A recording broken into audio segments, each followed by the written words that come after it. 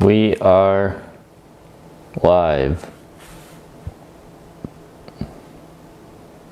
Only a little bit late.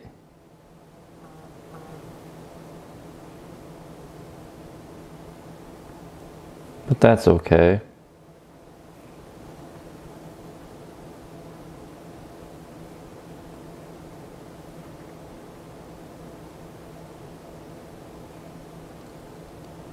Nobody joining.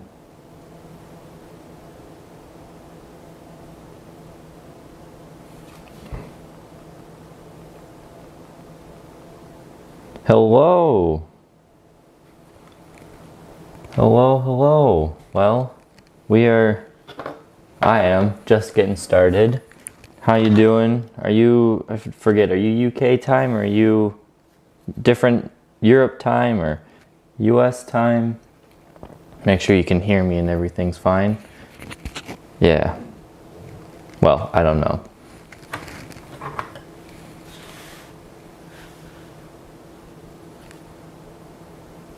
Hello. Sweet. People are showing up. That's cool.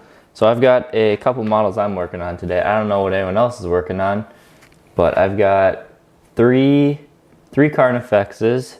Boom, boom, and boom. That I gotta make the heavy venom cannon, or finish painting those. And sweet, you guys can hear me. Sam and I tested this last night.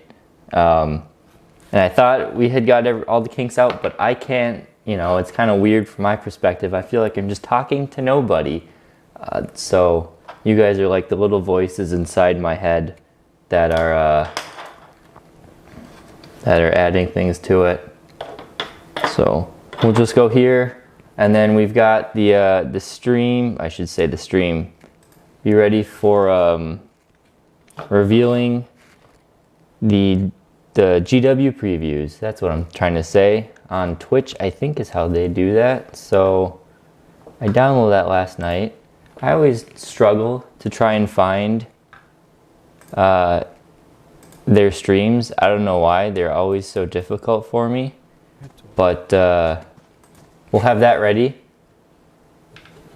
What do you guys think? What do you guys think is going to be shown off? Is it Blood Angels and Gene Stealers? Is it Gene Stealers and Kazarkin? Sam thinks it's Gene Stealers and Kazarkin. That would be really cool if that was the case.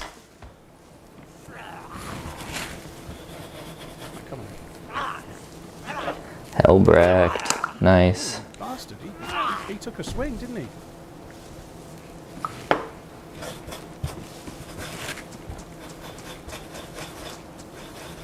I have Worst due to its ammo capacity, about a 15-second, maybe 30-second delay from what I say to, you know, probably when you actually hear it. So it is a weird delay thing I have to learn to live with. Blood Angels and Nids would be awesome as well. Although if you saw those rumors for 10th edition, it sounds like that would be Blood Angels and Tyranids overall. So that would be pretty cool if that happened. I think, man, that was our big goal when we had, once we had started the YouTube channel. And then it actually like started doing well, which we were, you know, shocked at when it started doing well, and you guys started showing up and supporting us. We had a mini goal, at least I had a goal in my mind. I don't know if they still thought like this is wild, and I'm like, all right, let's try something here. Military helmet, you're gonna struggle some, but you can. Pantless Kazarkin. We had a goal that we would grow to a point where GW would send us the starting box for 10th edition, whatever that may be. Now, will we hit that goal? I'm assuming we got to grow to at least 5,000 subscribers by next spring. All things considered, it's doable. Oh, you guys can, yeah, you guys can see what I'm doing. I realized I put this X here to keep track, and now I'm not even showing it. It's just for my own purposes, so I know where I can show you guys Do I have a DayZ server? Probably. Actually what I'm I don't host painting any here. DayZ servers. There used to be some with my name on, but I was only ever the. What's that? So yeah, I think if those Tyranid yeah, I used to host them as in be a mascot for some. the translations start, and I still play on them quite a 10k bit. subs by 10th edition. That would be a goal. The GW previews, is that what you mean by the translation? That I believe starts in 20 minutes from now, if I'm not mistaken. It is a early 7:30 or 7:40 right now time, US time for me here. But that's actually not that early. I start working at about 6:30, which is a lot earlier than a lot of people start working. But you know, get done. I like to start early and get done early and have the rest of my afternoon to do whatever. If it's nice outside, do some outside stuff. Work on some YouTube because that's always fun. Am I dropping here? I'm carrying too much shite, aren't I? Whatever the case may be. Bum, bum, bum, bum, bum, bum. I don't think I've got. If I do this, yeah, you guys can see my Twitch stuff. So if I go to what's wrong with Z? Warhammer TV, it's just Warhammer, I guess. I think, is this where they show it? Is it the Warhammer one? Or is it a different one? Is it like Games Workshop or something? I always struggle to find these because I never do really. It's got to be this one. Games Workshop Community. That's. I love dry brushing. It's not that. That's a category. See, I don't know Twitch. This is why I'm not streaming on Twitch, because I don't do Twitch. I don't know Twitch. Maybe I should ready up a bit more or study up a bit. Oh wait. Well, that's 2 years ago. Okay, so that's old stuff.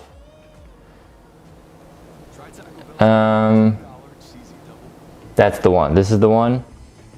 Shoot, that delay. All right, I'll leave it here, and if you guys say this is the one, then this is the one.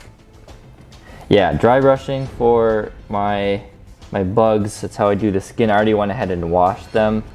Typically, I would say you. Perfect. Thank you guys. Typically, I would say. Oh, you can't see what I'm doing. Let me put that back then. Free cam? There. Cool. I would say you always wash after you do this work, but because I'm using a brown paint, there's not a lot of paint in this pot, so that's why I'm just shoving it straight into the pot. There's a Warhammer channel, but also Caterite, and they're not giving away their secrets. Yeah, definitely.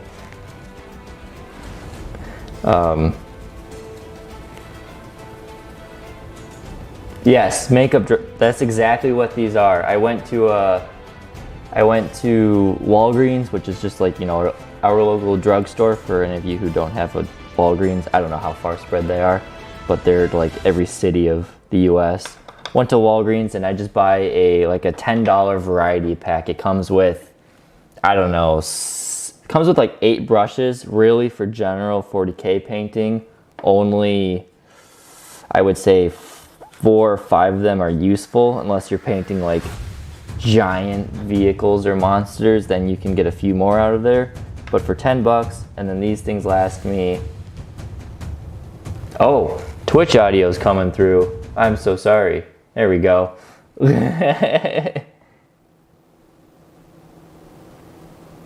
There, hopefully that fixed it. I have to remember to turn that back on when we start the live streaming or they're live streaming. Yeah, $10 for these brushes. They are they're awesome. They're very resilient. They do a great job, and they're just GW dry brushes are so expensive, and I don't even think they're all that good unless you're dry brushing like, I don't know, little tiny guardsmen or details on little tiny models. Even then, I think these ones do a great job. And if you want, because they're so cheap, you can buy a few extras of them and you can just cut them down to the size you need. That is no problem there. So yeah, dry brushing these things is kind of easy, a little tedious, but it must be done. Other things I have, I can't show you them yet. I mean, I can, they're not within arm's reach right now. I have the start to my 30K guys. I might start painting some of those guys up later today. I've got 30 bolters that are all on pins and primed on their own, so I can paint them separately. I got 30 of those guys to do up. But they, I also have a Contemptor Dreadnought. That's what I was gonna say.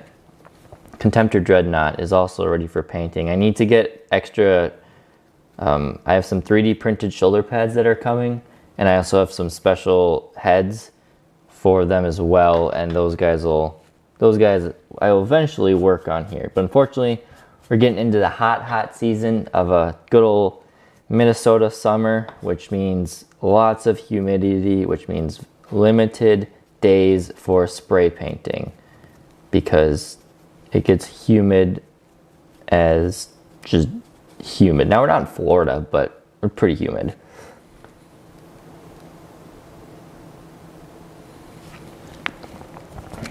All right, what are you guys saying? Twitch audio. Yeah, they don't sell that one anymore. They realized no one was buying it. Oh, okay. Synthetic brushes for nails to paint the really small stuff. I'll have to try that out.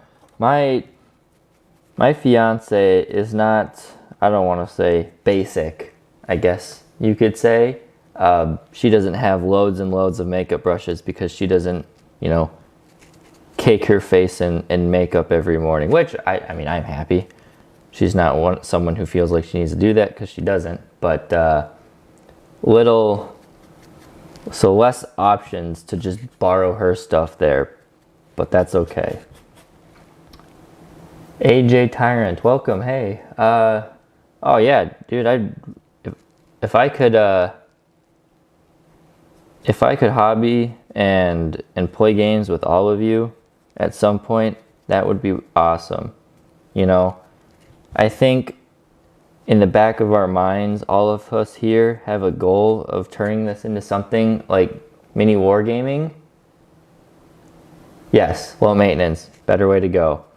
Yeah, we all kind of have a thought in the back of our mind of potentially turning this into something like mini wargaming. Will we ever get there? You know, probably not. I feel like life gets in the way too much to go full head steam into something like that. Now, they did it, but yeah, we'll see for sure. I'd love to get maybe some meetups. I know there's a chance with my job that I will have to be going to the UK not more often, but decently often. So maybe I can sneak some time over into Warhammer World over there. That would be something I'm looking forward to. Now, unfortunately, I'm kind of the low man on the totem pole in terms of who goes over to the UK, basically, you know, because I'm the youngest one there. But, all right, so I think those are done for the arms. Now I can do a little brighter color. But yeah, we got Ushapti Bone. Is it still called Ushapti Bone? Because I thought Ushapti Bone was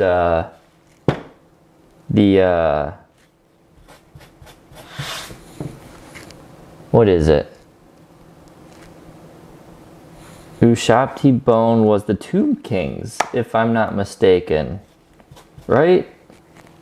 The Tomb Kings were Ushapti Bone, and I don't know, I've had this paint for a long time, and it, because I almost only use it for small little details and a little bit of dry brushing, it stands around for a while.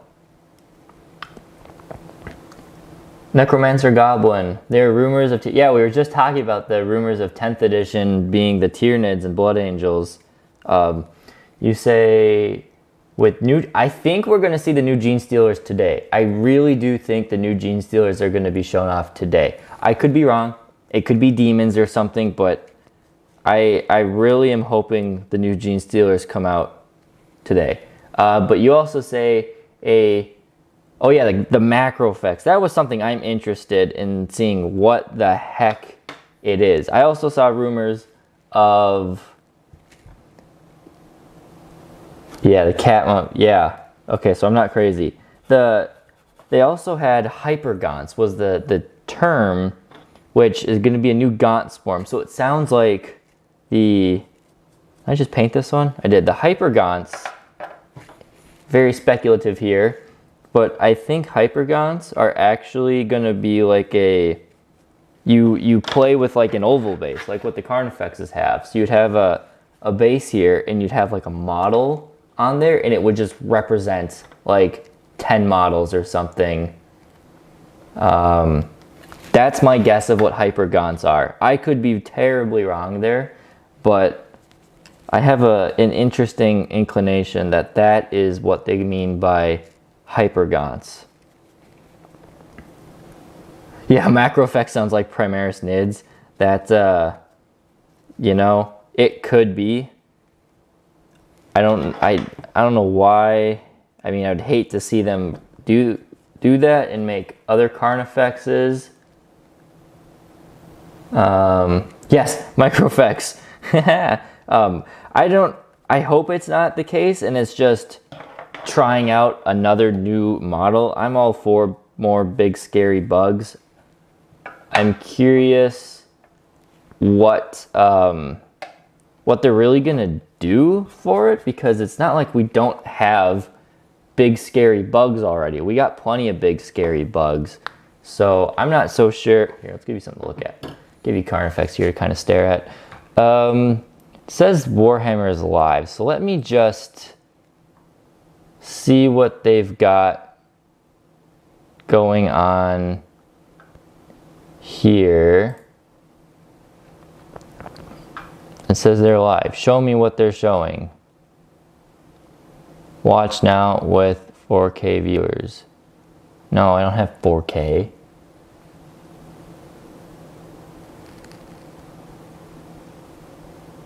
Alright, well, I guess they're it says they're live. I don't want to miss it, you know? You feel me? Online skirmish preview. Okay, maybe they're just not showing anything yet. Alright, it is actually hot down here, so excuse me for a second while I take off my sweatshirt, because for once in my life, this basement is hot. I guess because I had to turn the AC off, otherwise you guys would be listening to the AC all day, and I don't want to do that to you guys, so let's just put on a sweatshirt. Adjust the mic, sorry if that's loud.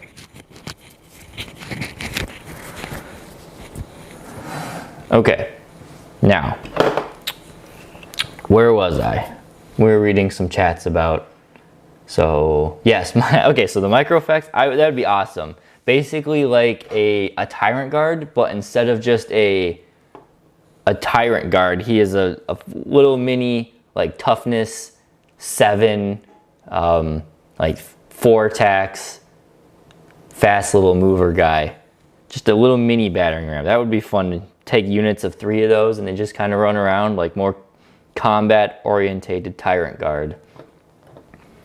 And these are the only faction that don't have non-basic kill team other than Necrons. Oh, I guess I didn't realize kill team has expanded that quick already. Dang. Yeah, if that's the case, then we gotta see some Tyranids, surely. Tyranids gotta be like last for everything. Well, kind of. Alright, I think we're done with the brown, so I can clean off my dry brush here.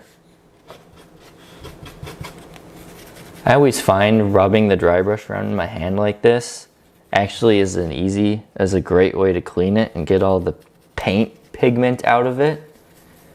But, and then just kind of dry it off there. But, yeah. I tried to magnetize the Carnifex tail. That didn't work. Yeah, no, I gave up on the tails.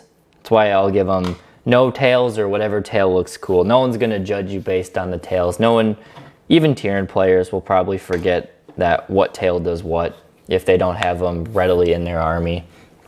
So I don't worry about tails at all, really. These ones will be magnetized. I got way too impatient and I drilled out the holes for the magnets. I've done this plenty of times where I put the magnets in afterwards, so I'm not too worried. But I basically just put it in here, put a little putty around it, maybe some glue, but I typically don't even need that.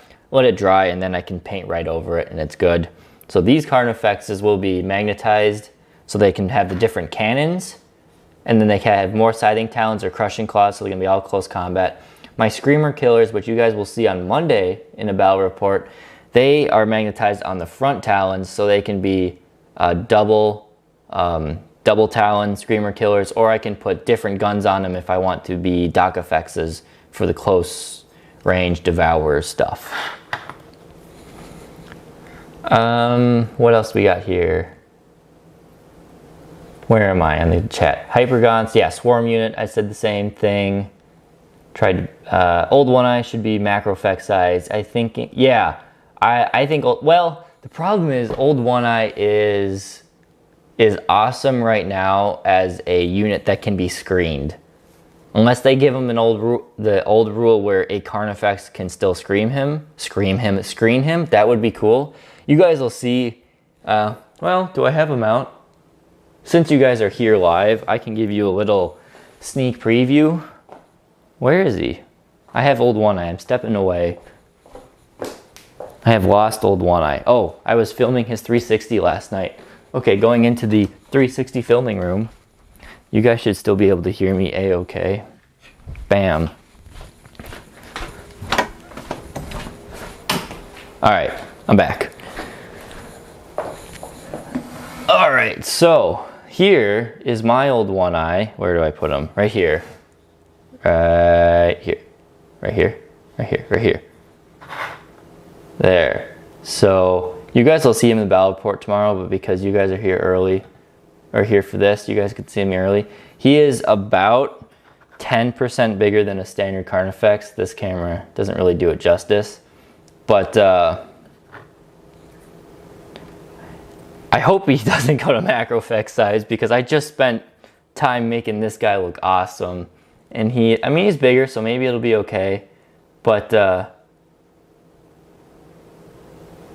I love him. He's got the Maliceptor arms and Turvagon crushing claws, which makes him, and I put putty up in his base here, or up in his gut, so he stands up a little taller. But yeah, that is, ooh, out of focus there. That is Old One Eye, and he's an absolute wrecking ball. Like I said again, you will see him tomorrow. It's not his best performance tomorrow, but he does do a good job. All right. Let's see. Anything? Doesn't look like they started. Okay, I'm keep watching it. What else we got? Tyrant Guard and Dawn Ward 2 was like, yeah, Tyrant Guard and Dawn Ward 2 were true living battering rams. They just charged at the enemy and took hits. They were nasty. Pretty fun to have one of those in Retribution, or not Retribution. Oh, what's the game mode? Last Stand? Oh, I loved Last Stand.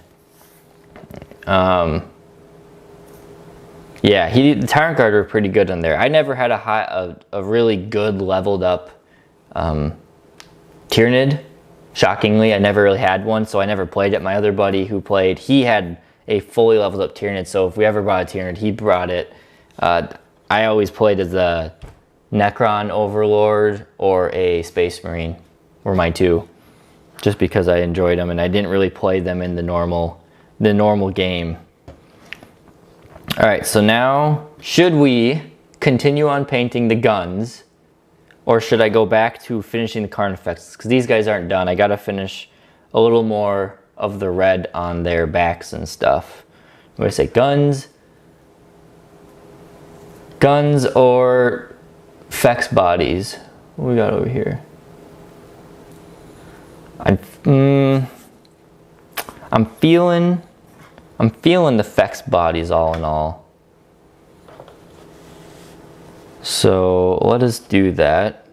I need some good old Evil Sons.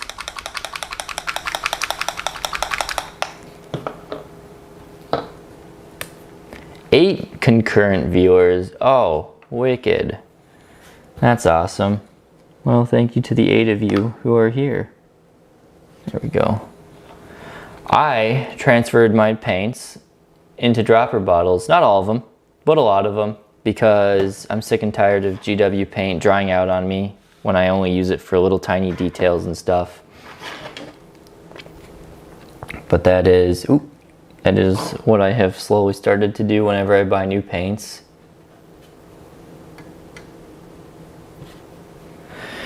Okay, let's see, get a little, what do you guys see? You guys don't even see much there. This is my caked on paint palette that has been with me for many, many years, and I just build layers and layers on top of it.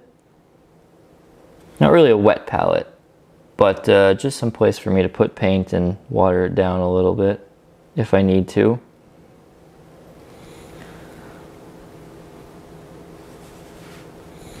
Yeah, I'm in a boat with Army Painter. I like and know the GW paints right now, so I just kind of stick with them and I do my own work to make them last longer.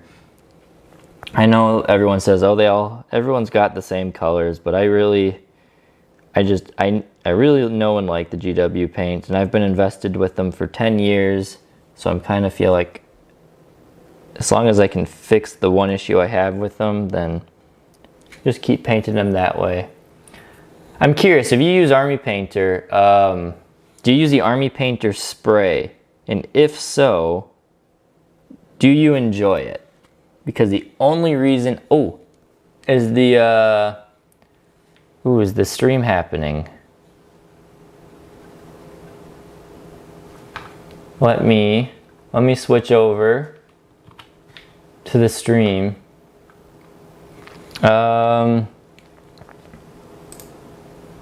Is it happening? Has it already been happening? Or has it just been live for a while? Help! It says offline, but it also says live now.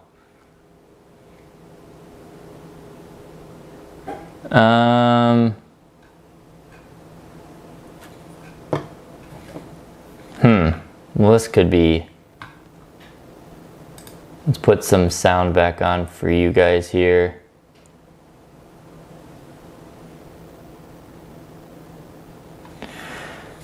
No access to Army Painter.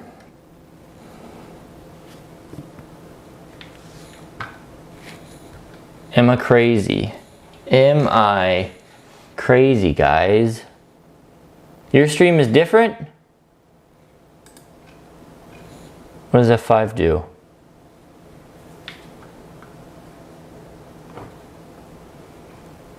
Heck. You guys say your stream's different.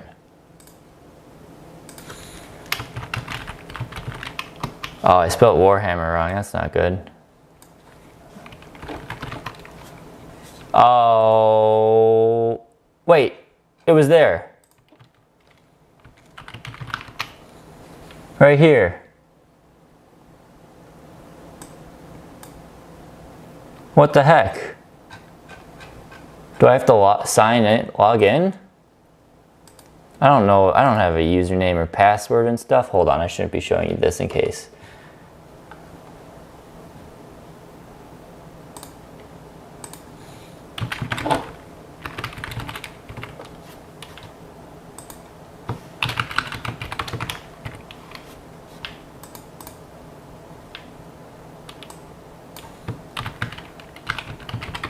I'm trying. No. What is going on?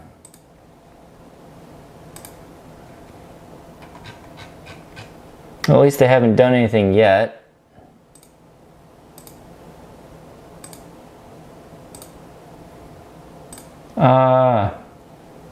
Watch now, please. I don't know why this wasn't working.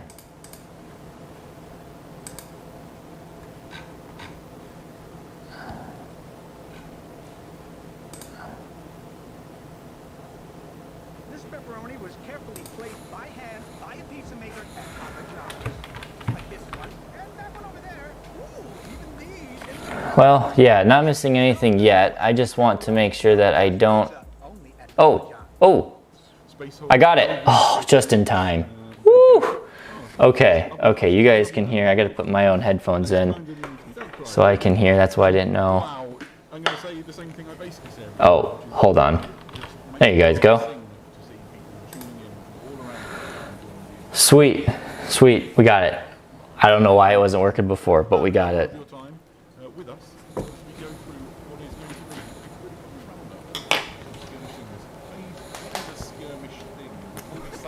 Pretty cool roundup of some skirmish things.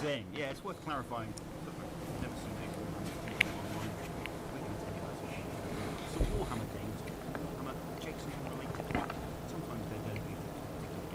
I'll try and not talk too much during this. Just make sure I'm not missing any important questions you guys asked. I'll save my problem with the spray. Last thing I'll say. My problem with the spray is it sometimes feels like very sticky, which is weird. And I don't know if that's just me or what, but it always feels kind of sticky to me. Where did I leave off? Alright, let's just listen. Stream is a bit low? For sure, I got you.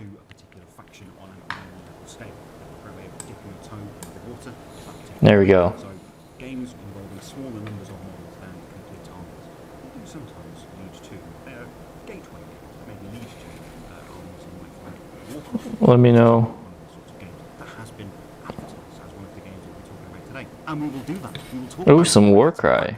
which is a great snapshot of skirmish gaming in the mortal realm, which is the setting of Warhammer Age of Sigmar. And some Warbands, you just grow into Warhammer Age of Sigmar armies. It happens. So I tend to operate the other way with these skirmish games, which is it's my way of keeping me from diving headlong into a different project. I just sate that desire by Better. Warhammer Underworlds, Warbands. I wish I could turn off the delay, but In the past, I have been just a few space points. okay. So thin coats. I'll try that next time. Thank you. It's how I stopped myself going full Celestial Lines. It was a Celestial Lines full thing. I say it is quiet for me too. It's not the loudest. Older gentlemen such as us. It used to be that the Warhammer hobby was largely you collect a 2,000 point army. When you've done that, collect another 2,000 point army. And sometimes there were specialist games that would come and go. I think the skirmish games is a better ground for games like Necromunda. We'll talk about that as well. Warcry, Kill Team. We'll talk about that as well. Blood Bowl. We'll talk about that as well. I like how you're dropping these in. This is very Just good. like confirming what has already been communicated about what's going to be going down today. Alright, let me know if it ever gets too loud. Blood Bowl used to be definitely something that people would play over the summer. I remember when the armies would be not on campaigning season and Blood Bowl leagues would come and then Blood Bowl leagues would go. But if you're the sort of hobbyist that just loves Blood Bowl or you just love narrative Necromunda games, I or love you just Blood Bowl. Warhammer Underworlds. We'll talk about Warhammer Underworlds today as well. That is a completely legitimate and viable hobby and a great way to explore and enjoy the Warhammer hobby. If that's what you most enjoy and that's what your gaming group most enjoys, then you can do that. You don't need to feel like that's a lesser part of the hobby than collecting armies and playing games with armies, which you can also still surely do, but we won't be talking about Warhammer 40,000 or Warhammer Age of Sigmar or Horus Heresy of Darkness specifically. Tangentially, as I've already mentioned today, so I've made a liar of myself in a way. But the focus of today's reveal, certainly, the new things that we'll be showing off and getting excited about will pertain to those skirmish games, which you can use in some other game systems, but that require skirmish games. Show us the videos. Quick answer that you were looking for. I think it was like somebody wound you up and let you go, and I love it. Right, so to summarise, we are here. We're going to talk about Skirmish games. We've got videos, we've got loads of cool models to show. It's going to be rad. Raph is going to give me the thumbs up that the tech gods have been sated. The Omnisire loves us. Apparently, we've got a mixed relationship with the Omnisire right now. We're going to go live with our first video in about 2 or 3 minutes. But before we jump in, I like to find out what hobby people have been doing. Chat, let us know what hobby you have been doing. And Wade, what about you? Like most normal people, I've spent most of the last 36 hours looking at pictures of Angron and shouting yes, yes. That's mostly been. Yeah, what do you guys think of Angron? I think he's awesome. We'll definitely have him on the channel when he shows up. But on the other end of the scale, regarding Skirmish games, I've been painting world eaters for Forest Heresy Age of Darkness. It's the world. Bam.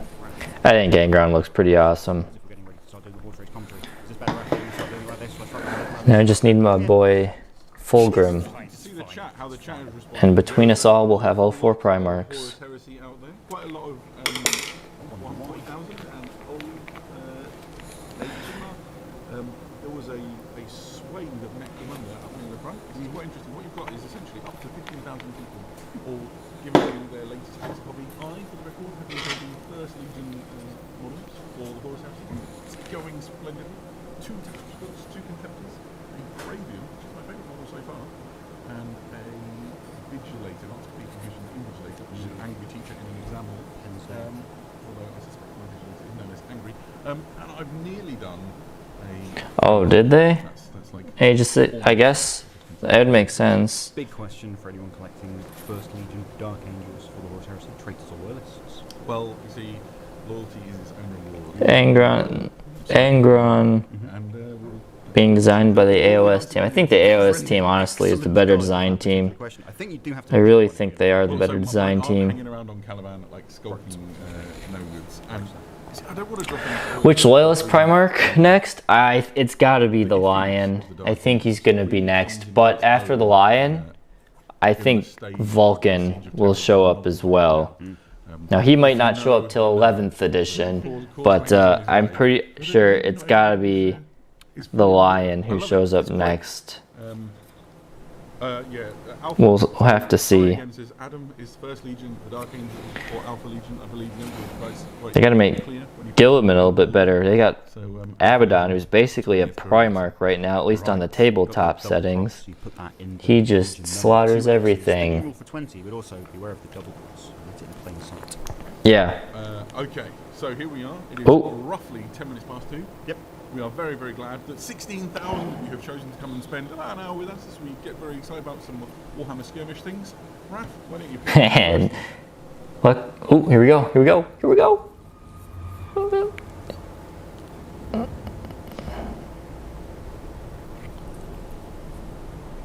Oh. This looks AOS.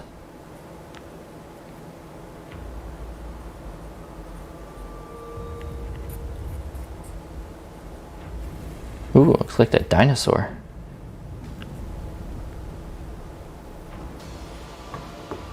Lizard men.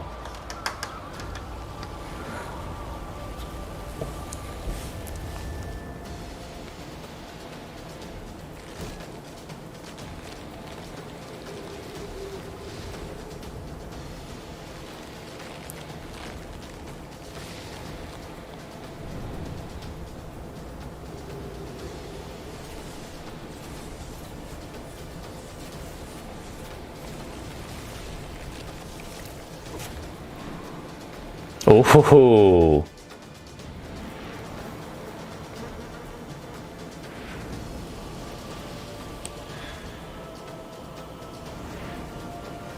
well, it's a new season of Warcry, obviously, I think.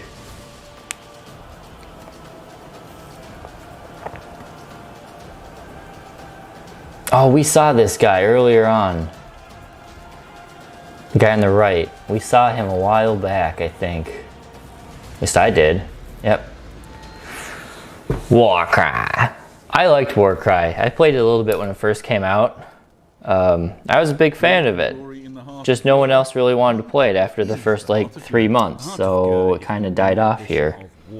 skirmish combat in the realm of beasts. Anyone familiar with Warcry, which had been skirmish combat in the mortal realm, set up in the shadow of the Baron Spire, in the Bloodwind Spoil, you'll notice that it has now moved setting to the Gnarlwood in Gur, the realm of beasts. So that introductory video gives you some clues as to the Gnarlwood, the conflict and the participants and what is going down in Gur. Right at the very beginning, we saw the cosmic perspective of seeing Gur from space. You get to see pretty cool, right? It's very cool, and I think one of the legends that is spoken of Gur is that the landscape of the realm of beasts is predatory. Everything in Gur is hunter and or hunted. Kill or be killed is the law of the beasts in Gur. But even the moon.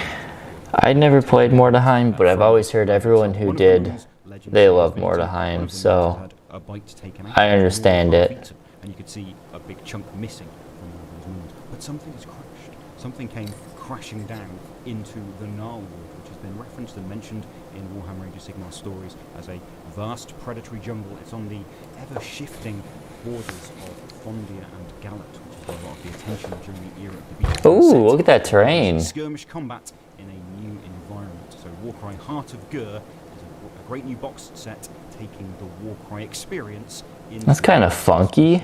Gurish jungle, and that is what you can expect to find in I like the trees. I don't know how I feel about the like spiky hands that the trees have for limbs. Everything you need. I don't know about that So one. if you are brand new to it, then this is the perfect way in. Also, if you are an established Warhammer player, then what you're faced with is some awesome new terrain, which gives you It is cool, those fantastic but ways in the those world. hands on the trees, I don't know how I feel about them. They're kind of weird looking. They're kind of weird looking. It's pretty popular among the sort of Warcom team and the Warhammer TV presenters, isn't it? Yep, Chris Peach is running a Warcry league. But I like everything else, especially for Warcry. Enthusiasm is as infectious as whatever is on That big skull statue, that's pretty cool. Oh, nice one. Excellent segue. Okay. So this is one That middle dude is awesome. These are some of the natives to the Gnarlwood, the Rotmire Creed, worshippers of the Leech. Yeah, they are some messed up dudes. I think it's fair to say, as you say, they worship the Leech, the Lord Leech, and their whole goal is they. Yeah, I don't think it would totally fit well unless you're doing some like jungle setting in 40K. These sort of separating pustules and legions and things on their legs. I assume, but don't know. That's why some of them are wearing stilts, right? They're just keeping themselves a little bit out of the mire. Yeah, I think so. Because we were talking this morning when I was moving some stuff around in my garden this morning. A centipede was dislodged, and that was just a centipede in Nottingham, which is pretty grim and dark. So Funny. The centipedes in the Gurish heartlands and Look at this, I didn't notice he's got a little frog buddy, the little three-eyed frog buddy. on the feet by them. That's kind of cool. Absolute state of those going barefooted in and around the woods without any sort of raised up stilt protection. I've got to give a shout out to a comment in the chat which has put a perspective on I think I've not seen. Someone said, love the hands-free panpipes. If you look at the guy on the screen right, you ever seen like a one-man band with a harmonica held in front? He does look like How does he shoot? What is the thing in the main guy's right arm? It looks like, oh, there's more of them. Half of the warband, as you would expect with a Warcry warband, you get a whole heap of models, 10 models in fact with this one. But the things I like are their goal is to find this perfect pestilence and then turn the entire sort of expanse into a fetid pestilential swamp. And so they've got sort of the trappings of people you expect. These weird Little chaosy little Nurgle to him. shoulders of the one on the right hand side. There's very much a sort of a feral and savage aspect to them, loads of bones and bits of like procured, gnarled and mold looking wood. These are some creepy looking dudes. In the middle, his feet are literally spilling out through his boots. And yeah, maggots out of the right boot, toes out of the left boot. And it's another expression of what we saw in the very original launch of Warcry, like worshippers, human worshippers of chaos at the ground level in the mortal realms, but who don't necessarily know the chaos gods by the same names. We, who are educated and own books, know them by. They don't necessarily know the names of the great chaos gods of the pantheon. They're just trying to get by. They're just normal men, innocent men, just trying to get by.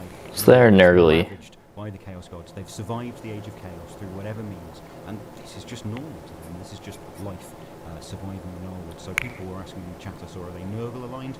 We would probably see some fairly Nurgle-esque qualities to them, but they don't necessarily know that name. Oh. Can we jump back to the previous slide just for a second, wrapping up? So the one in the centre is the Witherlord, which is the Witherlord. The thing that's, yeah, how's that gun? Their middle guy, the right mounted. Is it like a wrist mounted blowgun? So he's got to go. Weapon, and a collection of like all pots and I don't know. things, and he's even got like a weird. Or is it just an injecting weapon? Shoulder. The heavy. Pardon the expression. If we go back to the second thing now, in the middle you have the bloated one. And he has a lot in common with the things you'd expect to see maybe from the Maggot King. Yep. So the sort of The bloated one. bloated, Doesn't look bloated to me. And also, I don't know the answer to this, whether or not the claws, almost crab-like in shape, are sort of bolted onto his arm. That's very reminiscent of some of the sort of future Blight Kings. So I really like what they've done here. Crabs bolted onto his arm? Worshipping this Lord Leech. What? Similarities of that devotion are starting to spill out. Yep. Yeah, that fly-shaped penguin. Panpipe band. You see some of those Yeah, 360 would be great. associates with, yeah, like you say, the Maggot King and the spikes, the nails through the horns. I think they post them when the whole thing is done, so we can check. We can check those afterwards. Just existing in their little jungle vacuum. But enough on Rotmar Creed. They do not come alone. We previewed these a little bit before. The Horns of Hashut are the other faction found in this box game. What's their deal? Okay. Burn it all down. Burn it all down. I'm just saying, the lady here on the top left Burn it all down. looks derpy AF. I don't know if it's the paint job or the sculpt or what, but she, well, maybe from human standpoint, she looks pretty derpy. If we're talking like caveman style, maybe she's pretty hot. I don't know. But her face does not do it for me right there. The rest of them, pretty cool. Being this demonic creature, potentially, he's not necessarily one of the greater ruinous powers. We've seen the great horned rat of the Skaven has definitely joined the Chaos Pantheon. We haven't seen a space reserved for Hashut. It opens up kind of interesting questions about the nature of divinity and godhood in the mortal realms. If you're suitably powerful, if you're immortal enough, if you can cause terrible things to happen, if people worship you, maybe you too can become a god. Names echoing through the aeons and then resurfacing. There's a few cool things to point out about these. First of all, Hook and Pin in the chat. Hello, asked a question, and that was, can you use previous warbands in this setting? Oh, absolutely yes. In fact, we encourage it. Of course you can use other warbands. Bring it in and fight in Gur instead. It's going to be rad. Yep. The thing to point out, I guess, is that these are insane devotees of the concept of like Forgecraft and Flame. So you have Forgecraft and Flame. Of warband are the Shatterers, which carrying sort of more basic weapons. You can see one with a pitchfork, one with a sort of like a pick hammer, a wedge hammer maybe. And Witch hammer? Oh. Like their life's devotion is to keep those forges burning, so they're constantly in the process of like taking down trees to like fuel the forges or mining. They're kind of cool. Horrendous open Not my favorite warband, but they're kind of cool. And then they're hoping to progress to be sort of higher up within this Hashut cult. It's pretty awesome. We were having a conversation. Yeah, helmets. Helmets all the time. Wearing the bull helmets. My eyes are up here, above my actual Although, I think most of my sisters are not going to have helmets. going in for the shock. I'm going to test myself with faces with my sister's army Shatterers, ruinators, and doing limited helmets on them. If you're going to tussle and tangle with them. But yeah, all of your existing Warcry warbands are very much welcome to come and join the party in the Norwood, and the game itself is still very much a Warcry game. You'll know and love if you're already playing Warcry, but this box set is going to be a great jumping on point for anyone who's not already committed to skirmish combat in the Warcry. Absolutely. One of the things Yeah. that really sets Warcry aside as a fantastic setting in game sort of mechanic is how open and free the movement is. Lots of jumping, climbing and such. And so the terrain, Yeah, helmets all the way. loads of like raised walkways that are crudely made with some fantastic jewels in high places. The thing on the left, we spent some. Oh, sorry, there you go, right, thanks, man. That massive skull is a watchtower, It is a watchtower, okay. A warning on the top of. I've no idea what beast it comes from. I spent a little while trying to look. I'm sure at some point I'll be able to find out. But I think that was a pretty exciting flamer. It looked like a flamer. Team have once again In my eyes. I don't know what else it would be. on the trees look as well. Yeah, these are I hope they have some cool beastie thing. I always judge my warbands based on the leader. How cool does the leader look? everything in Gur is predatory, and these trees are as much beast as they are tree. They bleed when you cut them. They come for you. They sometimes Magical Zonky, hello. people come. Any and then those weird claw hand-like branches. any more nids on the wish list since the changes? In terms of competitive play, I don't know if I have too much. Seraphon architecture, and that speaks to that cataclysmic, catastrophic explosion and crash video earlier on. It's not just. I think if I had to pick, I definitely want more Hormagaunts, but now with the rumors of Hormagaunts coming in 10th edition, maybe I'll hold off on buying too many new Hormagaunts. But definitely I want some more Hormagaunts. I think I want a few more Zoanthropes. I mean, I have 5 plus 2 Neurothropes, but having an extra 3 Zoanthropes could be good. And then, you know, the beauty of having 7,000 points is not too much new that I need. I'm looking around at my stuff. I think Hormagaunts is the biggest thing that I want to get a little bit more of. It is a flame hurler. Next, what's different about this setting in terms of the rules? The rules have been updated. You can see the manuals. They come in a box. Yeah, Hormagaunts is the big one. I don't know if they're not going to be competitive in swarms, but having some, and I have plenty to use, but it's more so I want to provide variety to you guys who are viewing battle reports and stuff. So I can't just throw competitive lists at my opponents all the time. New Saurus. Yeah, I'm kind of listing that in my head. New Saurus would be cool. I do always like the lizard men.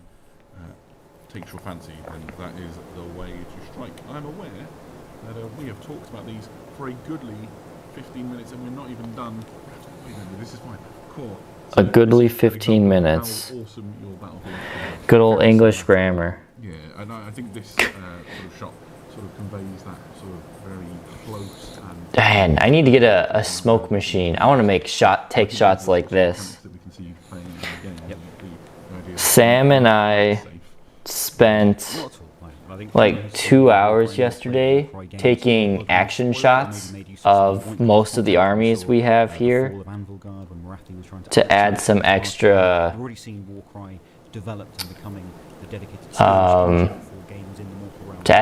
variety to our battle reports for B-roll essentially.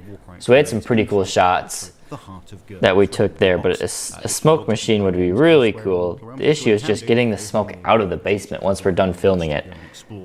But yeah. Fun themes over competitive, absolutely.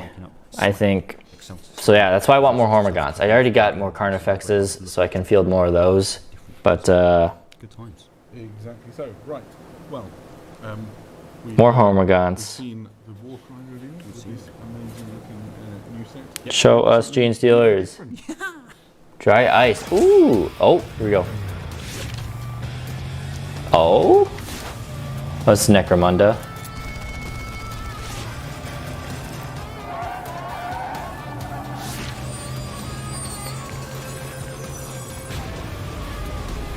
Boom.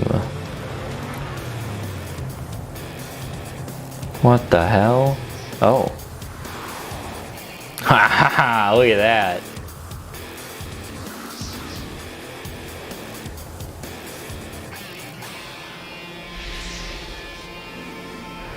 Okay. Okay. The House of Chains has That's the ash wastes with the new Goliath Maul. ooh, water fogger. That's a good idea.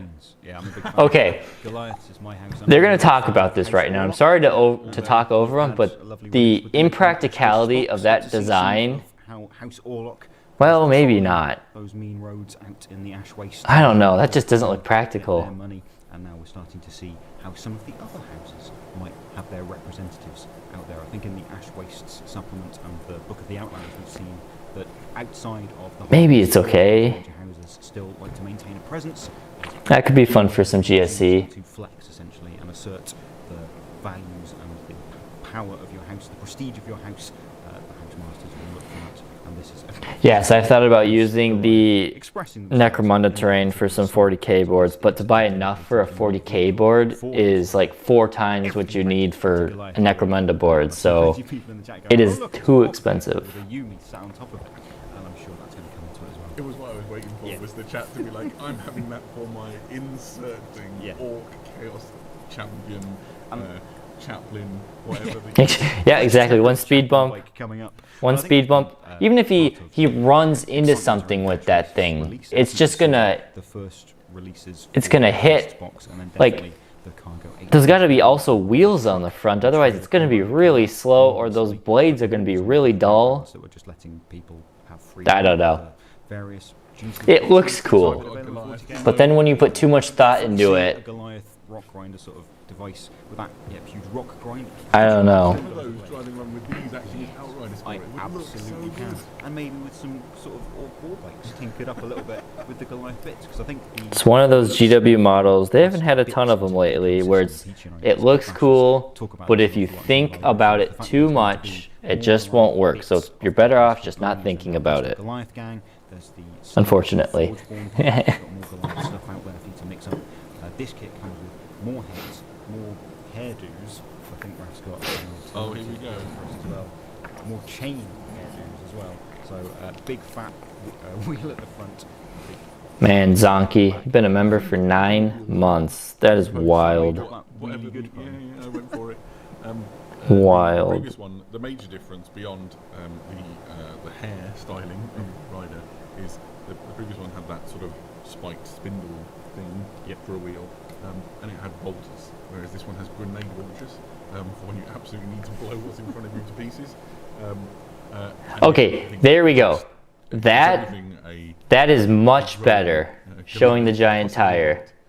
I mean, the big wheel is much better. Super dope.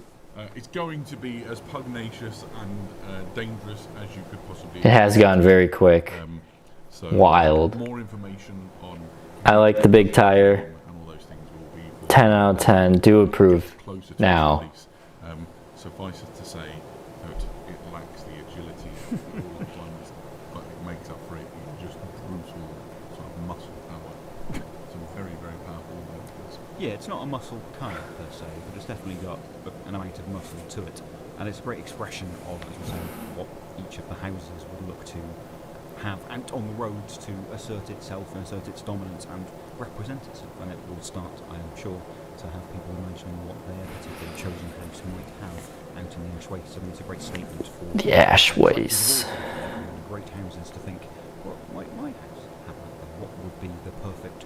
What might my house do? Corridor junk wagon of some persuasion.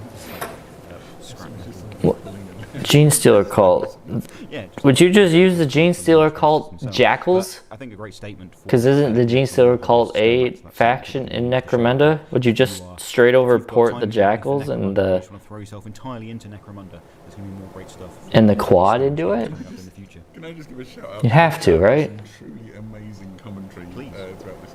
First of all, whoever said an Inquisitor would be fantastic on this. One, I agree, but also two, definitely not one of those subtle investigating Inquisitors who need to be like a frothy monodominant with your hair on fire.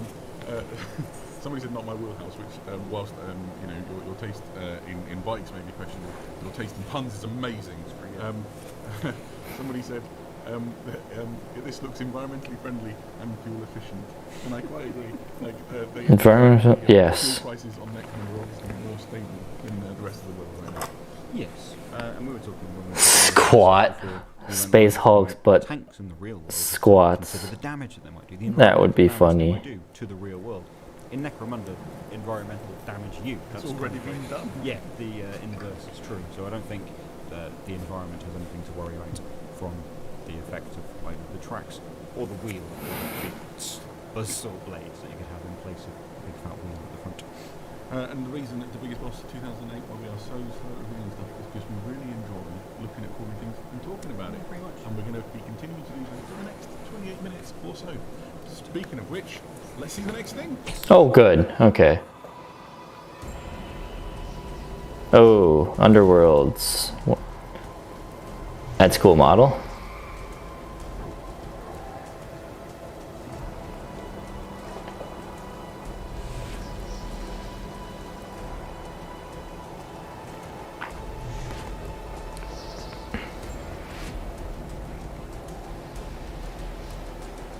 That's a great D&D model, for sure.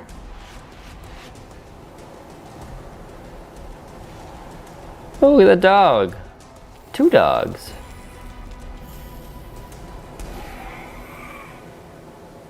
Hexbane's Hunters. There we have Hexbane Hunters, the newest Warband to enter the Underworlds. Huh.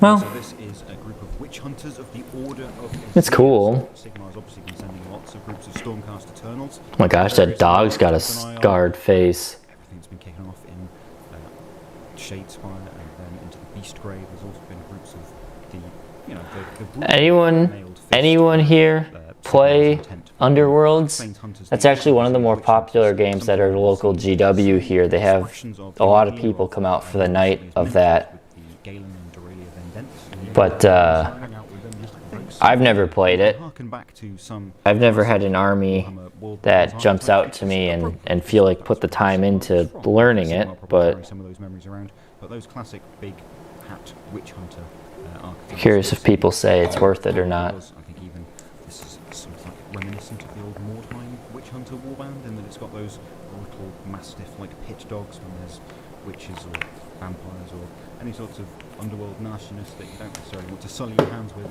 Send a scarred up eye patch wearing dog in to sort it out, while your lummoxes with big axes and pepper pot pistoliers get from range as well. So yeah, nice mix of different troop types in this group. Nice aggro warband that's reasonably fragile. They don't have the durability, they don't have the Sigmarite blessed armour to stand Yeah. the responses, but a nice variety of troop types to descend into the Nethermaze with a nice burning torch to represent Sigmar's light illuminating the dark places Sigmar's light. in the Nethermaze beneath Modeep. I think, You know, they're cool. It's nothing, I don't know, like the closest thing nothing crazy. that, I mean, as But normal as a if I did do D&D, hunters of the these would Order be of the perfect Order, models I don't know whether that's for sold by vampires, for D&D. I do not do play. I do not do play. I do not play D&D. and as you say, their special weapon. I do a little bit of Death two Watch very angry mastiff and a little bit of Only War. We try and play a campaign I think, time and time again picked up the for a couple weeks at a time. conversion I say costs, once a week for a couple weeks at a time. We try and stick out a couple missions. as soon as the Currently finishing up a campaign right now. in Age of Sigmar. That's going to be fantastic. I mean, it's going well. The first few missions, my guy got shot like 4 times in the head. Somehow survived miraculously, but he had to sit out for a while. And now we're finishing up the campaign here. A Warhammer Underworlds aficionado will mean more to you than me, who is just a, I describe myself as a novice level person. I quite like just trying to use the biggest sword to hit. Okay. Yes, Question for the 6 viewers who are watching right now. Thank you, 6 of you, for hanging out. I'm glad. Maybe we'll get these to grow more, but... Is that he is perfectly willing to sacrifice the other human Question. If we... Because we do, from time to time, like I was saying, do some... not narrative, but... well, it is narrative. Some role-playing stuff. Would you be interested in us recording it and then putting it out on YouTube as a sort of, here it is, enjoy. Maybe we edit it a bit to make sure it flows nicely or something, but just a thought. Would you be interested in something like that? We could, for example, talk about Amos Duncarrow, who No time soon, that's for sure, but in the far, far future, and he's got it could be something we could look at. Basically, being around him is reassuring. He's such a brute. He's such a bulk. There's a lot of him to hide behind. Yeah, quite. And he's got some armor, so Yeah, I just need to learn how to play D&D. I got a lot of friends who aren't into the whole hobby type absolutely incredible. RPG tabletop stuff, and they want to try out some D&D. Do a special action with her. But I got to learn how to DM D&D, how to do a good job doing that, because I don't know the D&D universe. So For the crossbow bomb I see in the chat. Because it's not just a normal crossbow, is it? That wouldn't do. maybe, That crossbow. I mean, I could just do it for like AOS or something, universe. That could be fine. Hits, which is great. You've got to be a fan. But the real fan of the show, the chat says it, we've said it, are Ratspike on the left and Grotbiter on the right, the two companion dogs. They're actually quite Pop's dogs. He's brought them with him. Yeah. And you can just imagine everybody in the Warband loves them more than everything else in the whole Warband, including each other. I reckon I know how Grotbiter got its name. There's plenty of grots out there in the world, but yeah, that's a deep cut. Big fan of that. Ratspike is a reference. If you know, you know. That's strong. Absolutely, it's a classic reference. And we're just taking a look at the sprues as well, obviously. Oh, hey. Ruben, welcome to watching. Yeah, I hear you there. A lot of people are here for just Tyranids because that's how we, because we all have our models we like, and that's how we started the channel, or Tyranids. So totally get that. Not leaving the Tyranids, not leaving them in the dust, that's for sure. Which is a particular deep way to think about painting models, but now there are some bases with some puddles of water on them. But it shows the nature of the Netherlands, I guess, like deep beneath the Umbral Sea. There's some horrible, wet, dank places. Yeah. Venturing questers are going to go on behalf of Sigmar's orders, Sigmar's Order of Azir. Don't shy away from any sorts of places. Places where soul-like vampires might be sleeping. Places deep beneath. More Sun 1! Hello! All sorts of weird, fell, grim water. Ooh, you got a game in an hour-ish. That's awesome. Yeah, of course. I think, I just, you know, I wanted to try this. My fiance is out of town for the weekend. I figured I got nothing else going on. Why not? Let's do this. The only reason I want to do this when she's here is because where we live, sound travels everywhere. So you could hear her upstairs doing her own thing, like nice and easy. So we're going to do these limited. Connor definitely wants to be part of them more for some chatting stuff. But, ooh. Oh, Blood Bowl. What? Oh. Oh, the Amazons.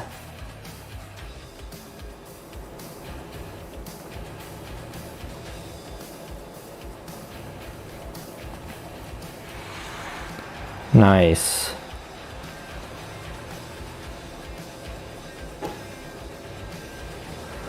Ooh, look at that snake.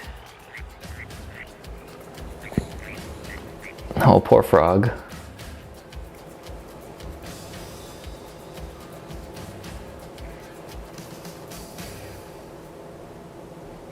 Nice. I was just trying to remember the name. I like the Amazons. Really Cool. And then we came back to you. Hello, that was exciting. A new team for Blood Bowl, the Kara Temple Harpy. Okay, so you guys got a whole bunch of things came in. Yeah, I think people have been expecting. Yeah. Sounds fun. You might watch it, might not totally understand there. Watching them is not for anybody, and you really got to be good at what you're doing to make them interesting. So what I might do for those is put out like clips and snippets of funny, almost blooper-like things. I thought that would be kind of cool, just to give some people a taste of it without just boring on some people forever. They all had dodge, they all had armor 7. That was the trade-off. That's an idea. Yeah, easy to port over. There's Deathwatch, Only War. Shoot, what's the other 40k one we've done before? For narrative stuff. But yeah, teaching people the rules to a game would be So, would be the hardest part. You'd almost have to make their characters for them in some way. Although I think that's one of the best parts of it, is making your own character. Without some of that fragility of the Elven teams that you're used to seeing. For my friends, I should say. Warsun 1, gift of 5 memberships. Wow. I don't know how that works, but thank you, Warsun 1. Is it... I'll have to look at what that means in the end, actually. I've seen it sometimes, but whoever got a membership, welcome, lucky, thank Warsun 1 for being awesome like that. The thing that really stands out to me about this team more than anything is just how awesome the sculpts on the faces are. The sculpts are very good on these Eagle Warriors. Maybe I can get my fiance to play Blood Bowl with me if I paint her up some of these models. I think I could get her to do that. Phil Kelly, the lead writer in Warhammer Digital Studio, is a big Blood Bowl fan. She'll like Blood Bowl. Blood Bowl's relatively easy to learn. Blood Bowl is easy to learn, but it's hard to master, I think. The Blood Bowl convention. So his captain. So yeah, maybe she'd be into that. I got a human team, so I can't remember right now, but I expect he'll get his little mix on this team and update maybe some of his. Oh, you tried to super chat, but it only let you gift memberships. Well, that's interesting. I guess we didn't test that too much. Let me figure out. I don't want to insert an ad. I don't want to do that.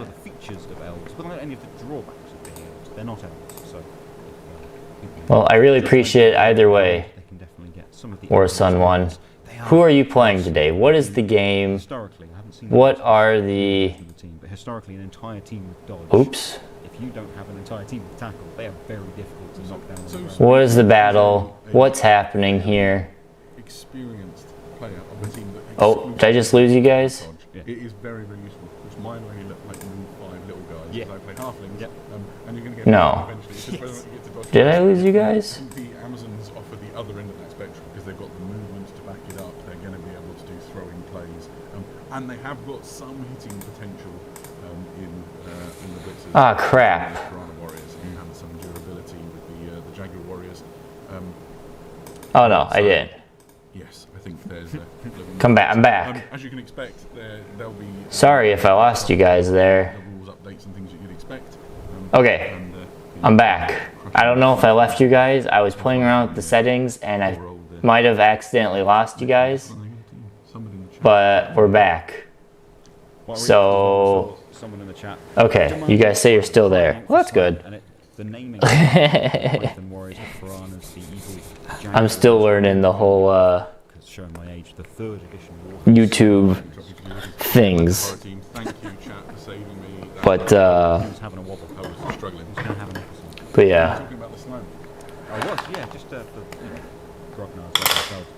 Nids and Tau taking on Custodian. Ooh.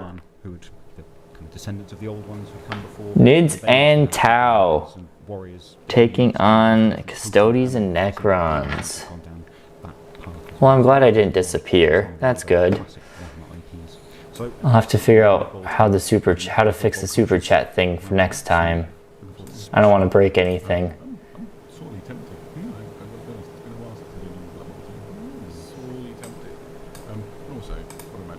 There we go. Nids and Tau. Fun game. Well, that's cool. I haven't done a game like that in a long time. So,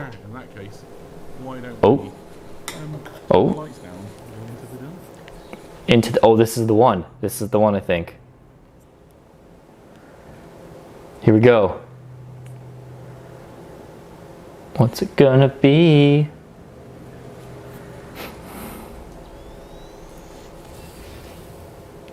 Tyranids. Kazarkin. Oh. Kroot? What? Oh, wait.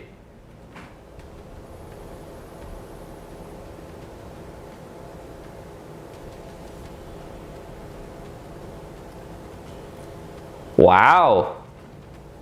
We were all wrong. It's flippin' Kroot. What? Kroot? Kroot. Fruit. Kroot. Fruit. Kroot. Fruit. Kroot. That's probably enough. Look at him there. Ralph moved the picture. He can take no more. There we are. We were betting on the chat going absolutely wild at a particular point in that video, and there we have it. So, Warhammer 40,000 kills into the dark. You were all wrong. It is the Imperial Navy Lloydsmen versus the Kroot Farstalkers in space. How much better than anything is that? Lots better. Let's go. Tell me all about it, Wade. In a space Interesting. Hulk, in space, but not everything's in a space Hulk. So there've been a few notions thrown around the internetosphere over the last week or so, especially as we were building up to this skirmish, some skirmish preview with some kind of space Hulk adjacent imagery and iconography. People confidently saying they knew it was a return to the classic space Hulk, or maybe it was definitely, probably, possibly Acadian Kazakin fighting against something. No, an Imperial Navy breaching team. Boo. Sometimes a space Hulk drops out of the warp, and we'll talk about space Hulks in a moment. And the Oh, we do have Imperial lore Navy, about Pirate being Kroot? the people who are mostly in space floating around in giant Imperial battleships, they might put out a request to the Blood Angels to say, do you have one of those Terminator squads that, you know, formed some wonderfully iconic images of our childhoods, boarding space hulks to clear out gene stealers? And Dante says, we've got a few Tyranid related problems of our own right now, can you deal with it yourselves? And the Navy says, actually, yes we can. We've got breaching teams to go onto space hulks and clear out any of the nasty groovy things that might just... Oh, that looks cool. That Hulk, and here you can see a few of those representative. But how the heck are you going to use these in 40k? Plate you can see is the symbol of the Imperial. Not?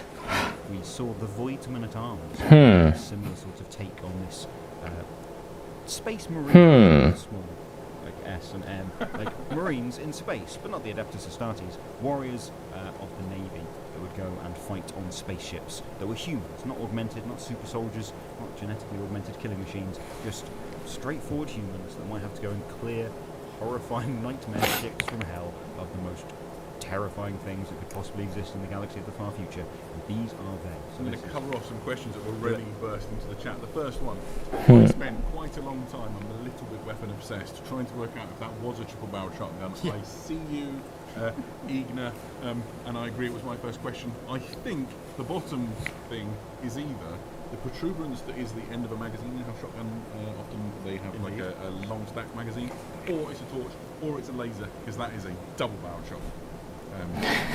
There you go. Buy 50 boxes of these, or 60 boxes, and play Imperial Navy. That could be fun. Underneath its barrel, and the one on the right has 2 ejection ports, 2 barrels, and a similar protuberance. Let's say protuberance a bit more. Join us for Adam and Wade getting nerdy about guns, but that was a top observation, and I love it. Also, look how the slide on the shotgun slots into the sort of crenellation on that shield, so that you can rack your shotgun while still holding the shield. Yep. Whoever designed these deserves a mighty high five in the corridors, the hallowed halls of Games Workshop headquarters. The other thing is, yes, it would be awesome for Crusaders, Inquisition Warbands, to go alongside your Rogue Trader. They would look pretty dope in Necromunda if you convert them to be Venators, or goodness knows what else. Yep. These are exciting. But potentially more exciting. My heart unmitigated joy at the arrival of my favourite aliens in all of Warhammer 40,000. More Kroot, more often. The Kroot Farstalker Kimban. Well, I'm glad they got some nice plastic ones, So we but saw the Kroot revealed or released alongside the first plastic Tau, and I think some of the design archaeology of the Tau and the Kroot suggested that they were first worked up in concert with each other, and the decision was yet to be man. as would be like the dominant one. And the Tau kind of came ahead, and we've seen more Tau pictures. I don't know how I feel about that. I don't know. A major release ever since the first Kroot Carnivore squad of the first Tau. Why did Tau? And then we saw Diet Grek coming along as an adventurer in Warhammer Quest Blackstone Fortress. Who was, until today, the best Kroot I'd ever seen. Fan favourite. So here we see the Farstalker Kimban. We know that the Kroots are mercenaries, they're spacefaring critters. You can see that shaper character in the middle with a Tau pulse rifle. It's not Yep. like he's necessarily been looking after it particularly well. It's a bit scratched up. He's got it's mine and you can't have it. Like he's holding it above the tower. Yeah. Like, oh, Yeah, come up and reach it. I've got line art. Oops, there's a lot of paint. Pestle, like mortar and pestle combination, like the skull and little bone that he's tucked into We his also belt. want to know who he gets to push the rock round for inside the confines. Of Ha, the space that's a rock. good The question. they're fighting in, by the way, Why has is there a it's called rock The Gallowda. inside a Space Hulk? Like Sunshine 2000 or No. anything. Well, I guess. Sin of Damnation, I Exactly. think, was the one from the Space Hulk games. So Space Hulks are... It's a great opportunity for us to take a look inside Space Hulks, because this is going to be, a bit like Warcry is going to be looking at the Gnarlwood and releases for Warcry to follow. We'll also be set in the Gnarlwood to build up a bit of a sense of what's going on in there. Subsequent releases for the upcoming season of Kill Team will be taking place in... There you go. People try to Upcoming explore what's going on. So they tend to be upcoming vomited releases of Kill Team will also be in the Space Hulk. So maybe the Kazarkan and the Tyranids are yet to come. Different bits of essentially space flotsam and jetsam. That's like a something. shipwreck, but made up of tens of thousands of years worth of human and alien ships. Maybe they and have yet to around the come. world, and asteroids and all sorts of I'm going things. to put a hold on one of the things. Somebody's saying, oh, but only 7 models. Obviously, only 7 models. We're, like, Kill Team typically has 2 full-size Warbands, or Kill Teams, is probably Indeed. the correct word. There will be 2 full-size Kill Teams, and I'm sure you might get a glimpse of a little bit more of some of the setting and surroundings and things in the future. So do not panic. Nope. There is In the future, they're not going to show us everything? And your Kroot Hound. Oh, man. And that we have a genuine best dog of the day competition, Yeah. which I'd be interested in chat if you have firm opinions on whether it is the dogs that belong to Hexbane's Hunters or the dogs that belong to the Farstalkers. Crude Hound's cool, but I like those I would like to Mastiffs. Rockbiter or Ratspike or Kroot Hounds. We also saw, as part of the reveal in the build-up, the Yeah. expectation, the bait and switch with the Space Hulk reveals. We saw the Captivate, the cyber-assisted. Which so you could compare cat to hound. They've got cat and a dog, cat and dog. But yeah, I think just seeing that variety, the different skin tones, you can see the different green skin tones, the different bionic bits that these Kroot have got. They look like hard-bitten. They look like a hard-bitten Kroot. They don't necessarily look like a unit that's been co-opted by the Tau Empire, which is what the Kroot Carnivore Squad that we're familiar with in Warhammer 40,000 is. They've definitely got a lot more personality.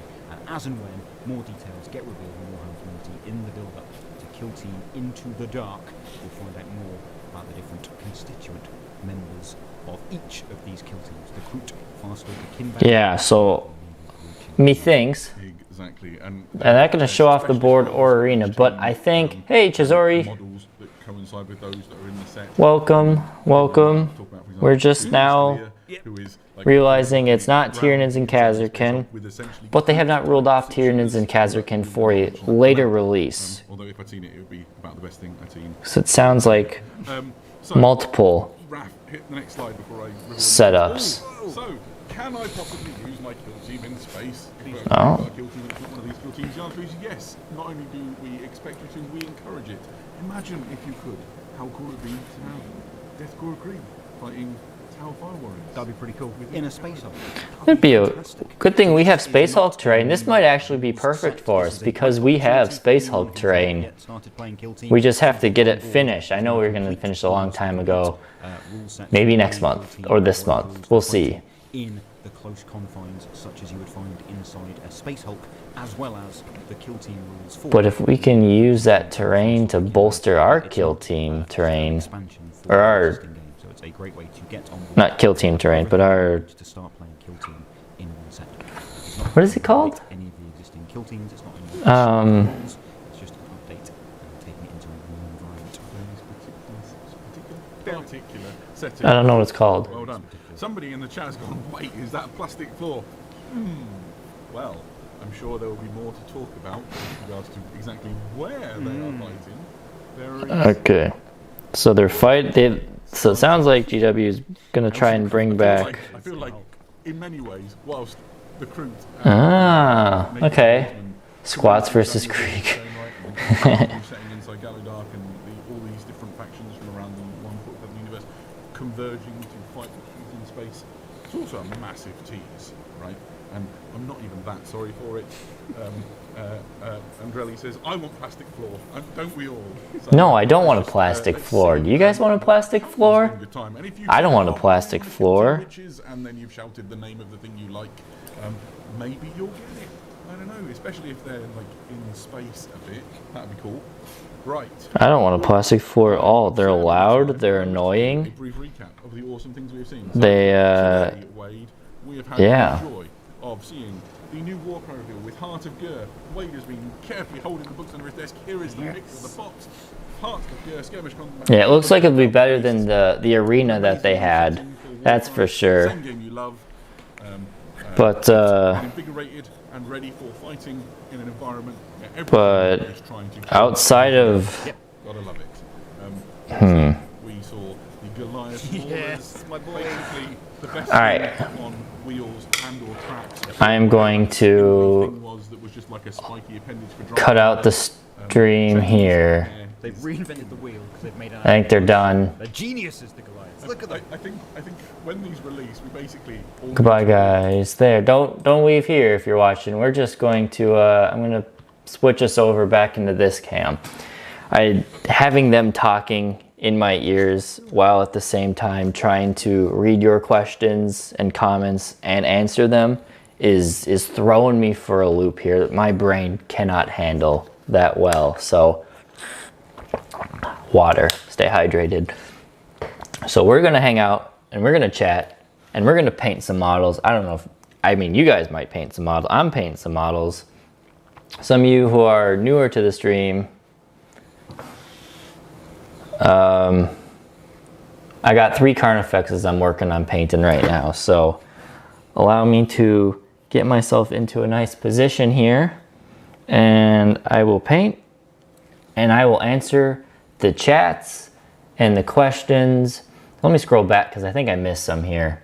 Warsun 1 was talking about his Tau, is playing Tau, and because they only shoot, so it's easy there. You're going to play melee and psychic. Against Necrons and Custodies, psychic is going to be nasty for them. Assuming the Necrons and the Custodies don't have any of their units that will negate psychic, that'll be good. That'll be very good. They can do some serious work there. A unit of Zoanthropes super smiting on Custodian Guard or just any Custodian unit does wonders from what I found.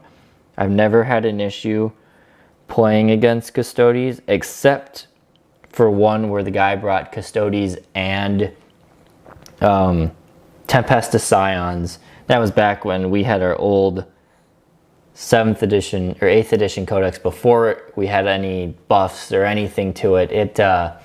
Man, he lit me up. It was like shooting fish in a barrel on that at that tournament. It did not go well, but that's okay. So ever since that game, I've not had an issue with Custodies at all, really. Yeah, much rather prefer Kazarkin, but I think that I think we are still have a very good chance to see Gene Stealers and Kazarkin in a release, because it sounds like what they're going to do is a whole kind of mini season of, it's not Necromunda, what is the name? Zone Mortalis, there we go, of Zone Mortalis style kill team. And we here, some of you members who've been here for a long time, have seen that we have Zone Mortalis terrain that I have 3D printed and magnetized, and it just needs a little bit of painting. We have nice looking mats for it, so we're definitely going to be working on that a bit more. Now that that release is showing off, maybe we should start prepping for it, which could be good. But if they do multiple do I need to move this camera a little bit? There, let me do that. That way when I pull away, I'm not pulling you guys out of it. Jason M just made it. Hey, welcome. You just missed the disappointment of what we thought were Kazarkin and Gene Stealers for a new Kill Team box set. We thought it was going to be that. Turns out it is not Deathcore. It is Kroot and like Kroot Hounds, Kroot Shaper, all the Kroot stuff, new plastic Kroot models against the Imperial Navy in a Zone Mortalis style kill team that they're launching. We don't know when. They gave us the least amount of details on that one. They didn't even show us all the models in the box set. So if they do the whole Zone Mortalis terrain, especially with plastic floors, that's going to be expensive. We have a good size terrain, a good size board worth of terrain. Oh, let me mute desktop audio in case anything else accidentally pops up. There we go. We have a good size of Zone Mortalis terrain here. We're going to probably use it for some more 30k stuff as well as some more small 40k narrative stuff. Yeah, stones, stones and spaceships. Yep, also missed that. The leader, the GW cannot get away from their rocks on leader or sergeant models because everything they show is has a rock, no matter their setting. If they're in space, there's a rock. If they're in a jungle, there's a rock. If they're on the mountains, there's a rock.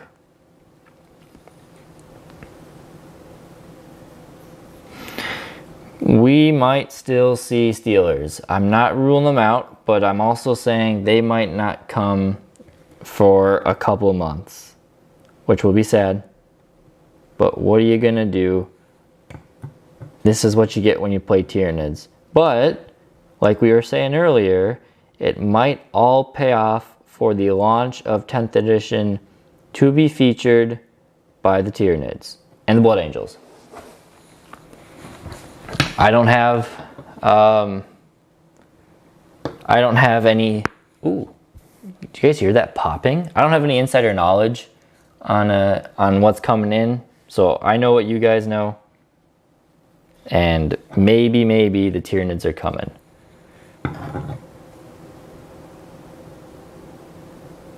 Bam, bam, nice. Yeah, the Witch Hunters, if you want some cool D&D models, the Witch Hunters are pretty cool. I agree. Oh, totally missed that spike there.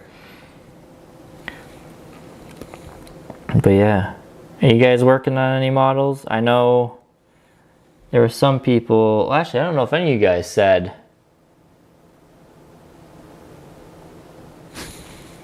Any of you guys working on any models? There's 13 of you now.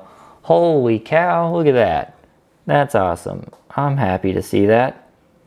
13 of you. What are you guys working on? I know Warsun 1's getting ready for a game, but I think that's all we've heard. Alright. Macarai or Macari? Macarai? I think it's Macarai. Thanks for stopping by. Have a good rest of your day. I'll be here for Necrons Together. Nice.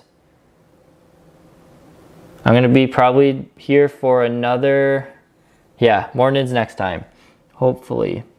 I'll be here for another hour or so painting my Carnifexes. And if I somehow cruise through these guys quick enough, I'll be moving on to some 30k. A little bit. Nothing too exciting, which is why it's saved for later. Because it's just bolters and maybe a dreadnought.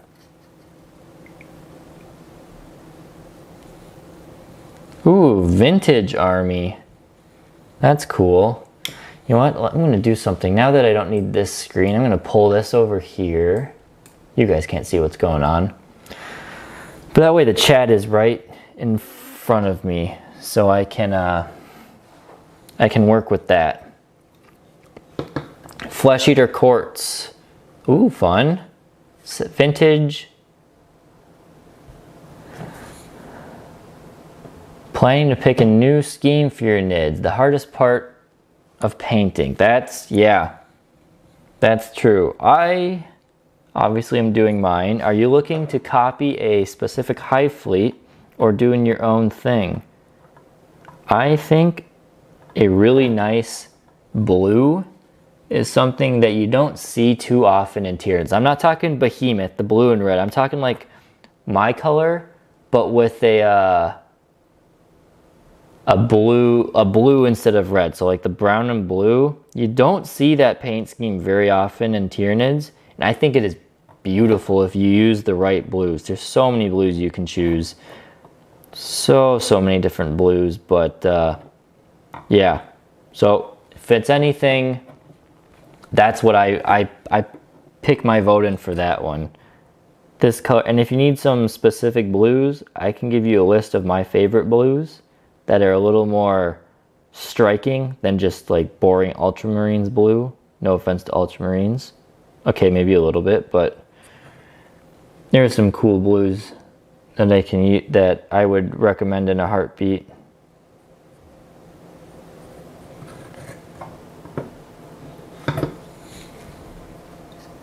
Want to use it. Okay, what else we got? Magical Zonky, some Black Legion. Ooh, you saw Abaddon being able to take down thousands of points single-handedly and figured you better join the Black Legion a little bit. I don't blame you. Black Legion's cool. I am saving my Chaos endeavors for the not World Eaters, that's Calvin. The Emperor's Children, there we go. Gosh, my brain, it's early for me. My brain's not always going. Croxagore Scale, is that the new contrast paint? The one that just came out, that blue? Or is that an old contrast paint? Either way, I think I know which one you're talking about. It is cool. There's a new one that just came out. It's I think it's called Leviathan blue. I have to pull it up on a video, but that is a really beautiful color in my opinion if you want to contrast paint. Maybe later we can pull up a video and try and find that. Okay, so what else we got here? We got Fleshly Courts we talked about. Yes, Necromancer Goblin. I might ask about some tips later for doing a quick one-off mission for people who have never done tabletop role-playing, anything like that before. Complete noobs. Actually, most of them are sorority girls, if that gets your idea. Not like, I don't want to stereotype people by saying sorority girls, but because they're great people. But this is a whole new world for them is what I'm getting at, I guess I should say. So I can't go anything too crazy, but they're interested. Along with the guys, but the guys, I entrust the guys to get through it. That's mainly my point. Oh no! Oh well.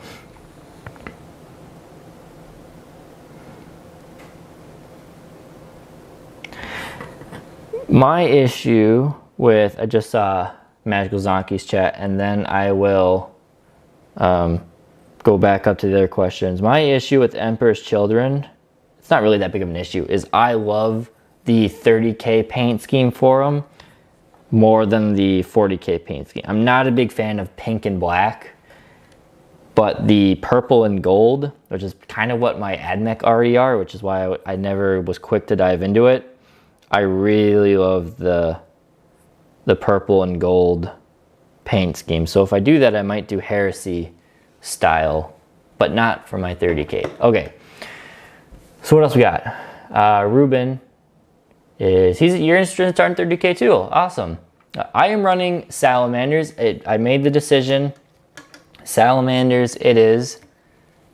So I've got the starter box plus one extra Contemptor, and then I'm doing a lot of conversion work on my Salamanders. So because 30k is a lot about the lore, I am going for mine are going to be called the Avengers of Istavan. And if you guys don't know what Istavan is, look up the Drop Site Massacre. Probably one of the more tragic stories of all of 30k Horus Heresy lore. In my opinion, I think it's just pretty tragic stuff. So I would read that if you're interested. But mine, guys, will be the Avengers of Istvan. So I've got, they're like half Mark 3 armor, half Mark 6 armor to kind of represent their fallen brethren of the drop site massacre. But yeah, salamanders for me. Definitely. Damien, starting 40 Termagants. Best of luck. I know the grind. Hopefully you're batch painting them, because otherwise life could get very painful. Even batch painting 40 is a lot. Maybe do 20 and 20 or something, but either way, what color are you painting them? I'm curious what paint schemes people have out there. Gideon, no, back to Ruben. Working on second Tyranofex. Turvagun, yes, magnets. That kit is a pretty good one to magnetize for the Tyranids. Not too difficult.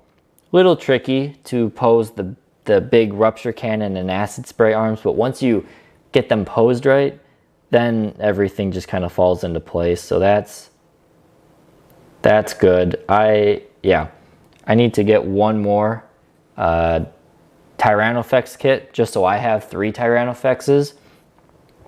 I guess technically I can magnetize it, but I currently have one fixed Tyranofex. He's got the acid spray.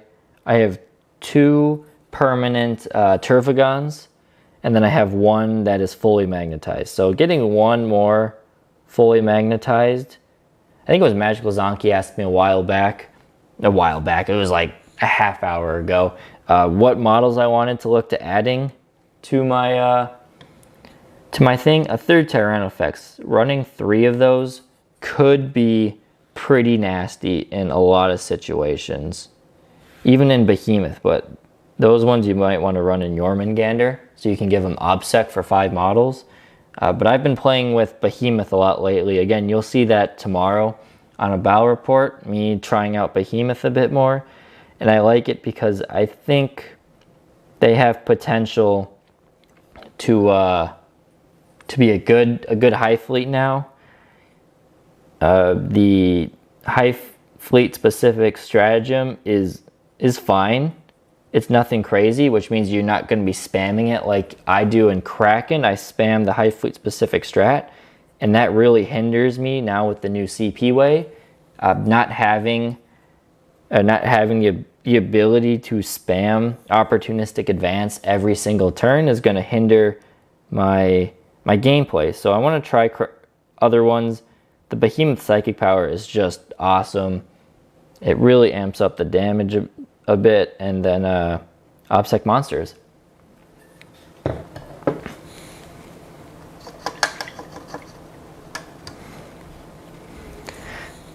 What else we got here? Gideon, looking at Croxagore scales. Yes, yeah. Water, man. Croxagore scale, if that is one of the new ones, yes. Garu Games, that is a new one. That, I think that's the color. It's either that one or Leviathan Blue, like I said. One of those two I think is just they're both probably pretty good. Especially if it's a new one. Those probably look great. But yeah, that'll be awesome. That will be awesome. I'm actually gonna try painting my Horus Heresy in with contrast paint. I'm a little hesitant, but I have a method that I think will work well. We'll find out. I don't know. I'm not sold on it, but I haven't tried it yet. So we're gonna try it on a model, see how I like the look, at least for the Marines. That way I can bang out the Marines pretty quick, and then I can do better detail or airbrushing work once I get my airbrush up and running then. But yeah, so that's cool. Medical Zonky, Emperor's Children, is the scheme you're looking... Oh, wait. Color scheme that looks the most fun, but... yeah, the black and gold, the trim. That's the one chaos. Calvin has... You guys have not seen. Calvin has... you've seen Calvin. probably most of you a little bit. He's always in the background filming cameras or doing the camera work because he doesn't have a fully painted I mean, he's got painted 2,000 point armies, but they're not fully painted, so we want to show them off on the channel. But they will be on soon. Because you guys are here live, I can give you little sneak peeks. We will be filming a couple battle reports this month. One of them will be Tyranids versus New World Eaters, because Calvin has a Khorne army that features like 80 Berserkers. I don't know if he'll bring all 80. I think he'll probably bring at least 50 of them. But we're going to be filming that one soon. And then because that army is close to being done, and I think it's close enough that it's acceptable to put on the channel. Not saying his painting is bad, it's just I would prefer to have close to, if not fully painted armies on the channel for your viewing pleasure. His other army, his 1,000 Sons, will also be hopefully finished up by the end of the month, and then we're going to do a 1,000 Sons versus Grey Knights. Calvin and Connor are going to be facing off because they played that game. Had to have been a month or two ago. Finally, they played a game of that classic matchup, and man, it was one of the best games of 40K I'd seen in a long time. I really wish we were recording because it was just down to like the last die roll determining who won the game. So hopefully we get a very similar result. A lot has changed since that battle report. Grey Knights got nerfed, 1,000 Sons got buffed, point changes, Armor of Contempt, all of these things came in. So that's some big changes, but that'll be a battle report we're going to do later on as well. Iron Hands for 30K.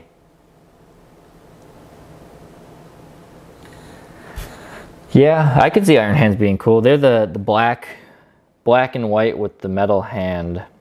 They could be cool for. I don't really know what their lore is. I'm not a big lore guy, but Iron Hands would be cool.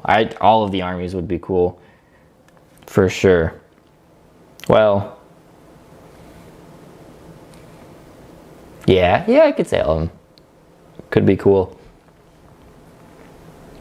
Gideon, my buddy will not play against me if I get a Terragon. He's disgusted by the birthing sac, but I keep saying it's all natural and beautiful. Yes, the birthing of a Terragon, the most natural process of all Tyranids. They're awesome. I'm actually thinking a Terragon. So you'll see the list that I play tomorrow in the battle report. And it's a solid list, I think. Is it super competitive? I don't know. It hasn't lost the game yet. But I also haven't played it through a tournament or anything either. So I could get my butt kicked in that aspect.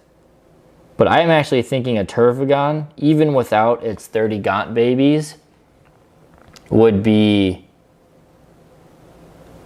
a good option to try, because in Behemoth that thing gets up to strength 8. It has a lot of attacks, and you can either put the Maw Claws if you want to lean towards combat, which I kind of want to try with the Terragon, or you could give it the Resonance Barb, so it could also act as a support psyker to cast things like what's it called, Warp Ritual or Psychic Interrogation, which I think Psychic Interrogation right now is probably one of, if not the best secondaries we can take as Tyranid players right now, just because it's so easy for us to get 15 victory points, or at least 12 victory points, if not 15, depending on turn 1, and doing getting 4 or 5 CP back a game with it, just because we can cast so high. And they have a good the Terravagons have a great Synaptic Imperative, so having access to that plus 2 inches of move could be great for a turn 1, get your models up the board type of play. So I'm definitely trying to see if I can fit a Terragon into my list. Don't know how viable it'll be, but I don't want to give too many spoilers away for the Bellator tomorrow. That's for sure. Okay. Doing a Shin Godzilla look with purple chitin, black skin, red ooh, okay. Nice. I would love to see that. Unfortunately, there's no way to post pictures in here, but that sounds cool. That sounds very, very cool. Necromancer Goblin, selecting weapons for my Tomb Blades. Tesla or Goss? Well, that's tough. I guess it depends. Are you going to be using these as damage dealers or kind of support weapons? I think if you're going for damage dealers, Goss are AP2, right? Or only AP1, but you can make them AP2 if you play the right dynasty. So, funny story, I did not know I knew the difference between Tesla and Goss, but I didn't know that the look of a Tesla gun. I thought, now, hear me out, if you guys don't know, obviously Necromancer Goblin knows the answer to this, but the rest of you might not. There are two guns. There are the Tesla guns, and there are the Goss guns. Now, one of the guns has 2 barrels, and one of the guns has a thick barrel. The Tesla has more shots. The Goss has higher damage shots. Which one do you think is which? Do you think the double barrel is more shots or stronger shots? Or do you think the single barrel is more shots or double shots? Actually, you know, if you did the thought process I thought, more barrels, more shots, makes sense. You would be wrong. More barrels equals stronger shots. Single barrel equals less but stronger shots. Makes no sense to me. I built 10 Necron Immortals wrong for Connor, and I built 3 Tomb Blades wrong for Connor because he wanted the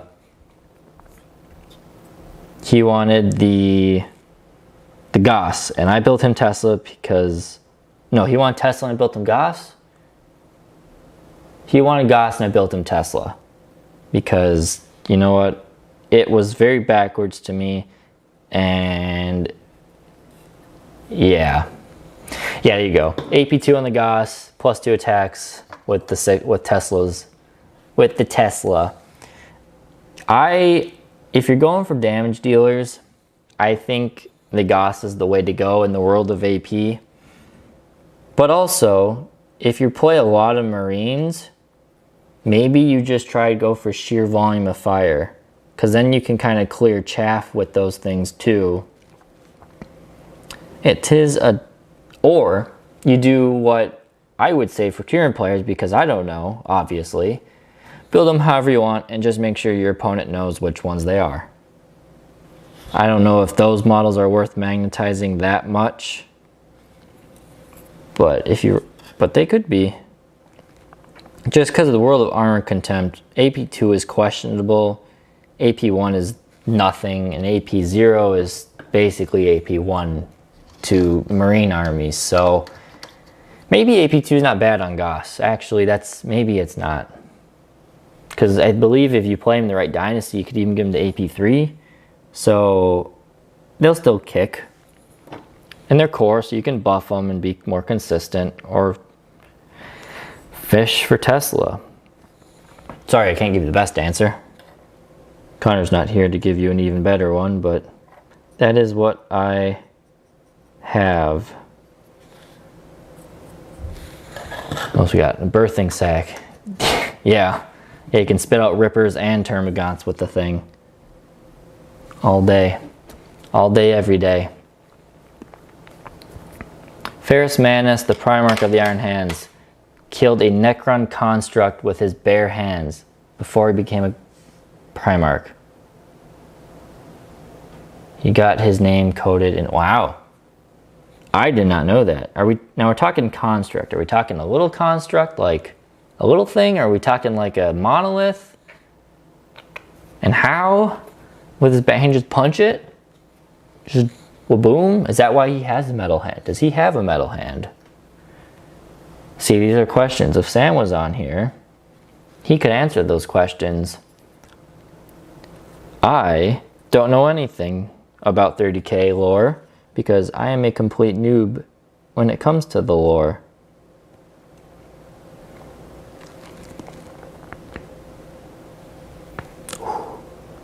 Alright, so I am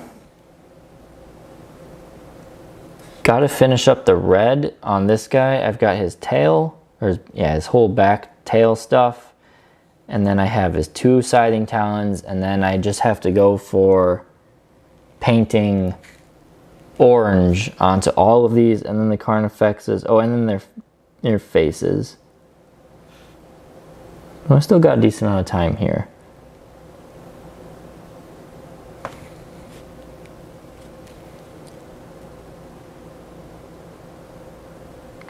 Well, let's see.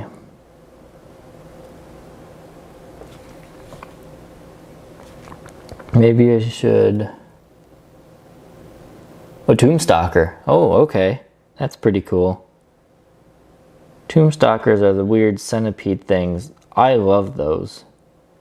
Those would be cool to have some of those for Connor's Necrons. Maybe someday we will. Yeah. Those ones are cool. I don't think they're all that competitive. But when a model looks as cool as that thing, you don't really need to be all that competitive, I guess. Things considered.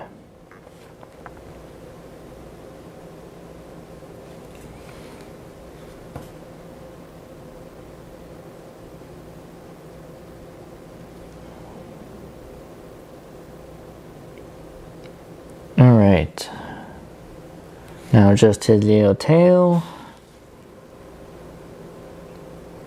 I gotta check my phone here quickly. Once I get this guy's tail done, Calvin is coming over later today, and we're gonna be filming some more stuff. Technically some members only content. I think we're doing that today, and then we're doing a Battle Report filming on Tuesday. But gotta make sure I leave time for me to get other stuff done in the day, because unfortunately I do have my own, you know, personal life things I have to get done. I can't be 40k hobby 24/7. Life is just not designed like that. Even if this was my full-time job, man, I can't. You can't. It's too much in the world we live in today. How people do it, I don't know.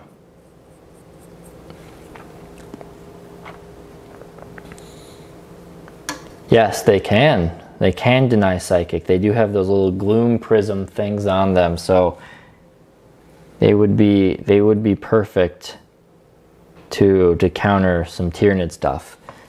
I know there's more of a shooty one and there's more of a combat one. I think they both can deny psychic, but I don't know if I've seen their rules since they've been updated into 9th edition. Honestly, I don't know if I've looked at them. I remember seeing them in 8th edition and long before that, but I haven't. We can look them up. Once I get this done, then we can look up the Tomb Sentinels a bit.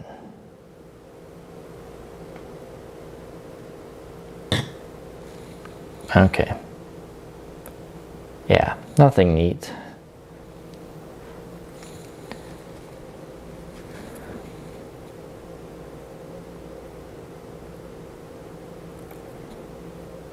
Just... Oh, Tyranids, my Tyranids. Once I get these Carnifexes done, then I'm pretty much done with painting my Tyranids until I get new models. That's what they all say until you get new models. But it'll probably be a lot of 30K painting. And Connor and Sam are both pushing to get armies to 2K. Sam is pushing to get his Eldar to 2,000 points by the end of the month. That way we have another full 2,000 point army, and they are going to do a battle report together. I will be cameraman on that one, but other than that, not really part of it. So it'll be the game there, and then Connor, by maybe the end of August or so, end of August, Connor is looking to have 2,000 points of Custodes done. So Connor will have 3 armies, Sam will have a 30K army, and then a 40K army. Calvin will have 2 30K, 40K armies, and potentially a 30K. Man, I can't keep the 30K, 40K. Horus Heresy. I should really just start calling it Horus Heresy, because that's what it is. It's easier to distinguish Horus Heresy and 40K. But yeah. Is the quality fine on the stream on your guys' ends? I'm trying to tell if it is high enough quality or if it could be better. Because I'm looking, from what I see on my OBS screen, it looks fine. But when I see it on my YouTube screen, it's much smaller, and I can't quite tell if it is equal, or is it is of equal quality, or if YouTube is downgrading it a bit.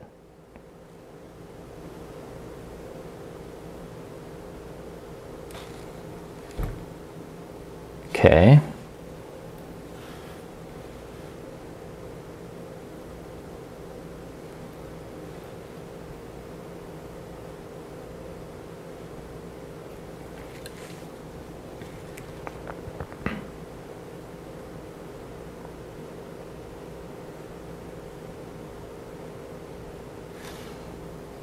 Alright, he is done. Quality good, audio is very clear, which is the most important. Perfect. I love to hear that. Like, it just feels like a little bit I'm talking to myself sometimes because of the delay and whatnot. Alright, so we got our 3 Carnifexes done. Let me have another sip of water, because water is life. Let me check my phone.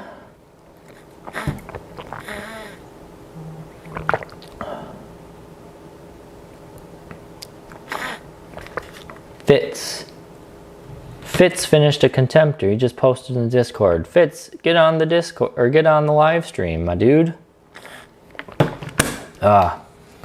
Water is great. I love water. Okay, so we're good on time and everything. Now, I want to look. Oh, dang. Those look beautiful. Man, we have got some amazing painters in the Discord. That's for sure. Some of the members who are in the Discord are just wicked on the painting.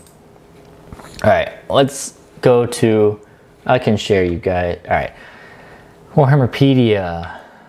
Let's find the Necrons. I want to see those Sentinel things because it's on my head now. So, Elite, Tombstalker.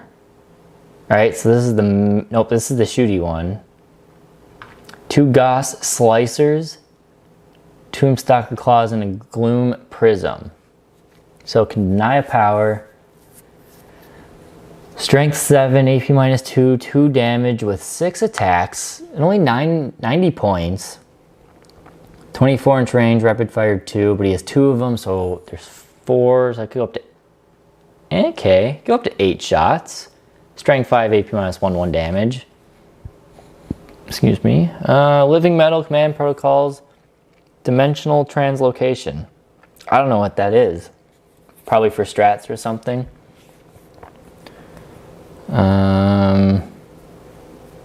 Okay.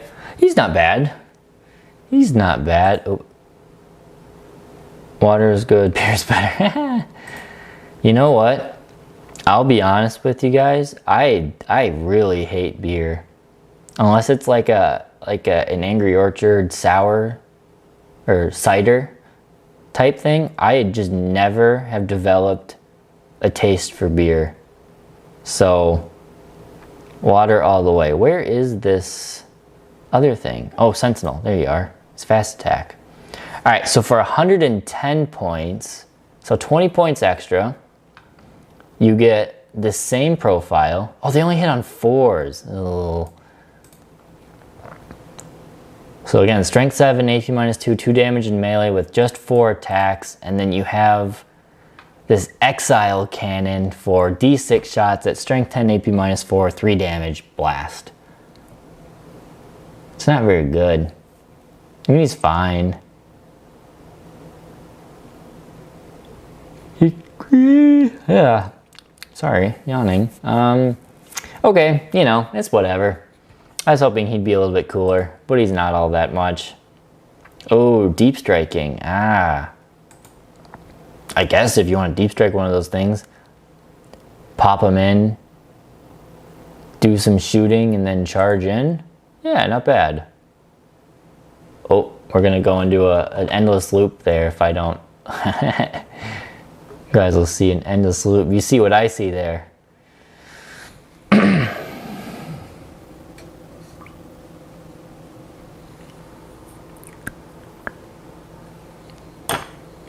All right. Now we are on to painting orange. Unless there's anything else. I can just keep painting the fexes for another 20 minutes or so. 20, 30, we'll see how it goes. I just, yeah, want to get these guys done. Be done with the Tyranids. Painting-wise. Not playing-wise. Painting-wise. Unfortunately, in terms of the playing, I am not going to get a tournament in for probably another month, which is sad. There are a couple local tournaments going on, but they are all going on weeks I was busy. The Show Me Showdown is going on right now in Kansas City. That's a big GT. I got a couple of friends who are there. We'll probably do a recap video later this week and see how Tyranids performed there. I'm very curious to see what Tyranids were brought, what lists, what units, how they perform. So we'll probably on Friday have a review out to see how Tyranids fared at the Show Me Showdown. I wish I was there, but I just wasn't able to take the time to drive so far to get to there.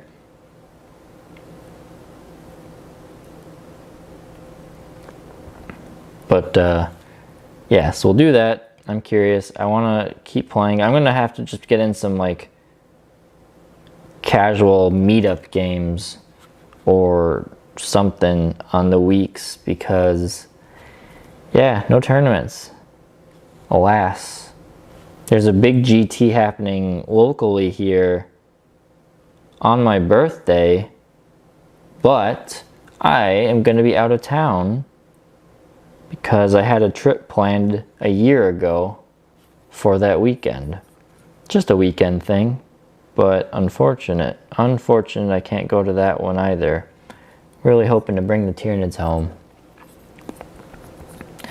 Sad that all the Canoptics have gotten 4+ to hit. A lot of them were 3s. Okay, so yeah, the Technomancer can still buff those ones. That's why every army needs a Technomancer, it seems like. Technomancer is almost the equivalent of a Neurothrope. Every army in Tyranids seems like, I guess it doesn't need to have a Neurothrope, but as much as a Necron army needs a Technomancer, but the Neurothropes are just so good. it's hard not to include one, especially because they were the only things that didn't get nerfed. Point-wise. Oop, you guys can't see what I'm painting. Too much there.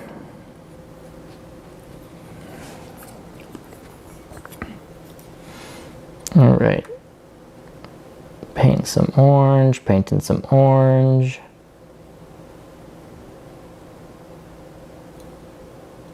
I'll have to go through, and I didn't bring my, did I? No, I didn't bring my null oil down here to pick out the little armored or carapace divots and everything on these guys. So we'll have to probably do that after the fact, but that's okay. To pick out like these ridges here and these ridges and the stuff on the side. I use null oil for that, so not there today.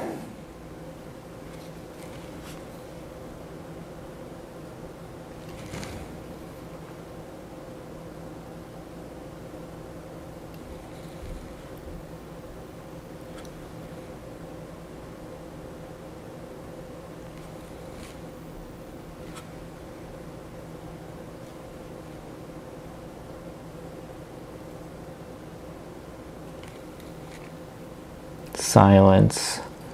If you guys want me to try and find some music or something to turn on, I can try and find some royalty-free, copyright-free music because, well, YouTube will come after me, kind of, if I don't use that kind of music. And normally when I paint, I listen to, you know, battle reports, YouTube videos, but also nowadays, that's what I used to do.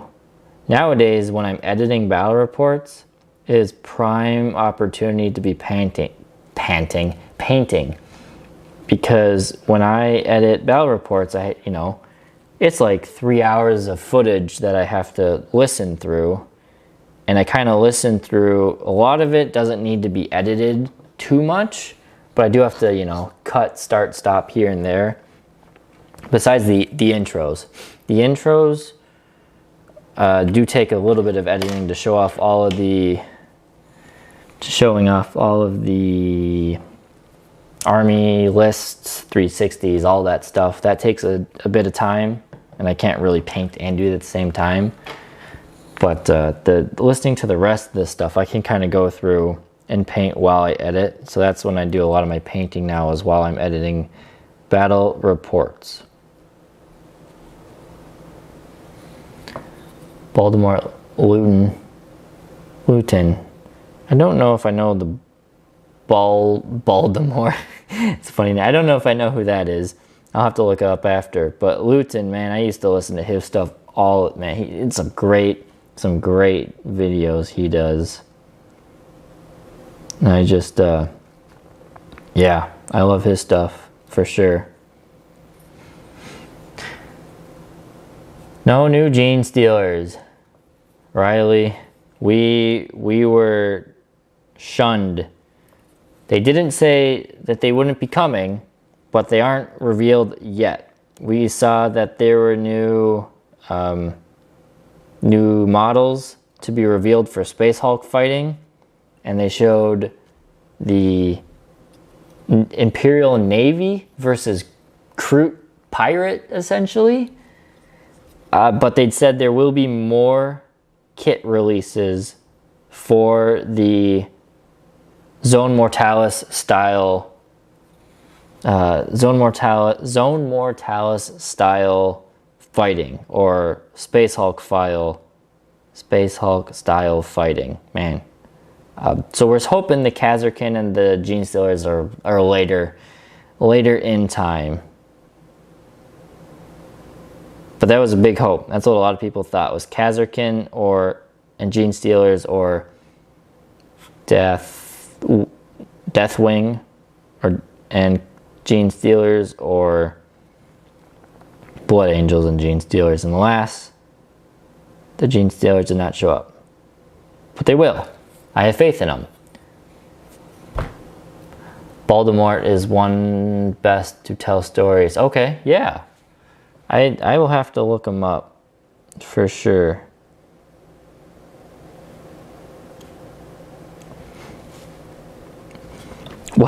One channel I've been finding a lot, and he just has been coming up on my recommended feed. I haven't been searching for him, but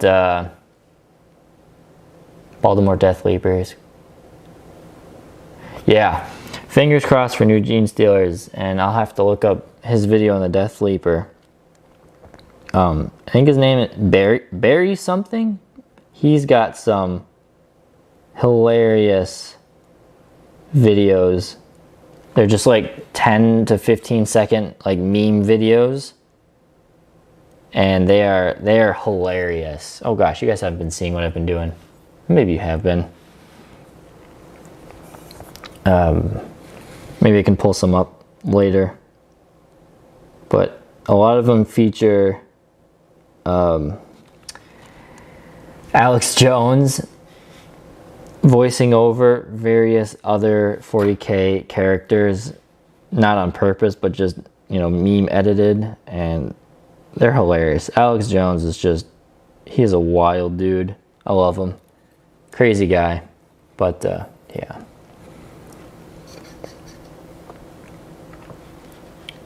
How many people we got? We got 8. Nice. I think at one point we were all the way up to 12. Yeah, Barry Waltz, that guy. Some of the stuff is pretty funny if you just want to click a quick like 15-second gag, essentially.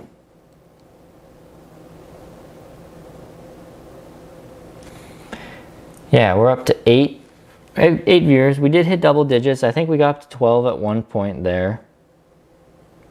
Which, you know what? I'm thankful for. You guys hanging out, chatting. We'll do more. We'll do more as they come around. I don't know if they'll be able to be regular, but here and there will be great.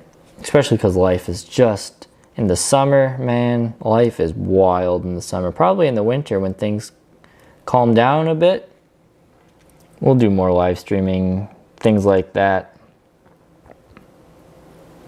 But in the summer, life is just, especially this summer for me, is just going to be one of the busiest summers of my life, for good reason, but just trying to get through that.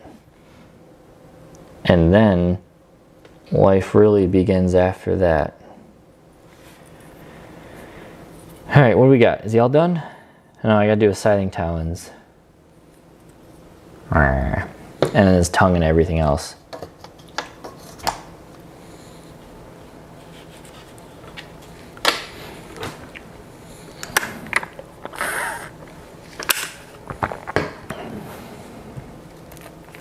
More paint. Boop. Alright. Can we get some? No.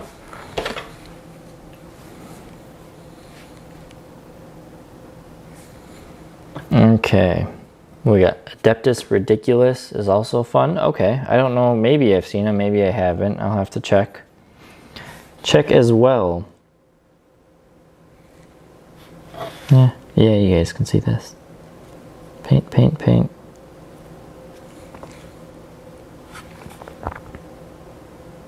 You know what I never did? I forgot. I was exporting the battle report last night, and I forgot to check if it actually exported successfully. Last time I exported battle report, my computer was not a happy camper. It was having all sorts of issues, but I think I fixed, so hopefully it's good. All right, question for the 7 of you who are on here. 6 of you, no, that's okay. For those of you who are here, did you guys see you guys watch that sponsor video we did on the terrain? I'm curious to what some of your honest opinions are on it, because I think it's really cool stuff. So, curious to see what other people, if you watched it, said.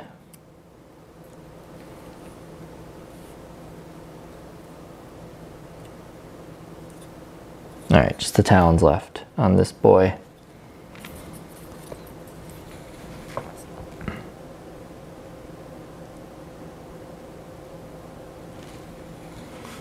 The review stuff for you 6 awesome viewers who are hanging around. Oh, that was too thick. Oops, oh perfect. For the 6 awesome viewers who are hanging around, I'll let you in on a little secret.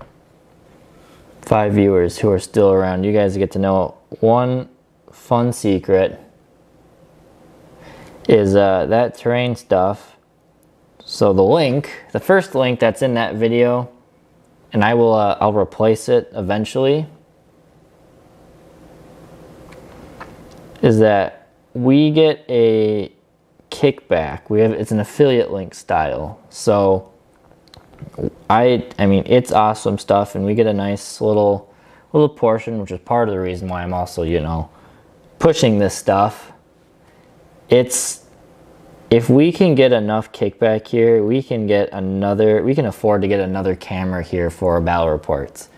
And I think maybe that's what people want for battle reports, is one more camera. I'm thinking like a really nice top-down camera. That way we always have a camera angle for you guys to see where every model is, because right now we just have the front cam and we have the free cam. And we use the free cam in the battle report you'll see tomorrow. We use the free cam more often than the past 2-3 battle reports where we've been doing this new setup. But we're doing a new free cam. So hopefully it works a little bit, same free cam, new style with it. Hopefully it works out a little bit better. But I'm thinking if we get a nice, good chunk of kickback from this sponsor, and I'm saying this like completely honestly because it's awesome terrain. I'm gonna try and push for our local shop that is really lacking on terrain to try and pick some of it up. Man, we could get some good cameras. Some good cameras. Another question while I'm here. I like asking you guys questions because, I don't know, you guys are viewers of our content, and I want to know what our viewers like. And asking, you know, Connor, Calvin, and Sam, they might have totally different ideas than you guys who also watch it. What would you say to us if we, hypothetically, we're not planning on doing this, but if we did hypothetically switch to more battle reports and less other videos? So what if we switch to like one battle report every Monday, and then we did a tactics or review or whatever every Friday. So we had review and we had battle reports. It would be a lot more filming on the battle report side. We'd be needing to film a battle report like every week, which that's why I'm saying this is hypothetical, because I just don't think we have the time to film one every week. At least I don't know if I have the time to film one every week. Maybe if I can get Sam and Connor to help out and Calvin to help out a little bit more, then we could, and we might have to start getting guests on for battle reports and things like that. Which I want to anyway. I would love to get some more guests on battle reports, just to add even more variety to what you guys are seeing. But, you know, just thoughts. Maybe the battle reports have to be better quality before we start pumping out more of them.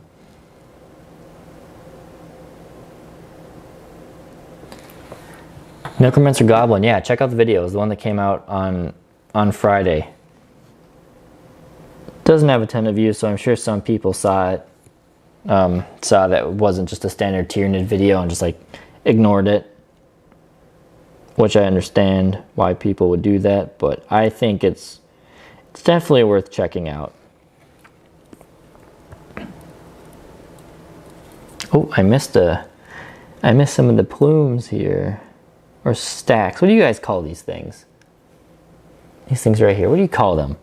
Plumes, stacks, vents, all of the above. All right, I think he's done. Going to this one.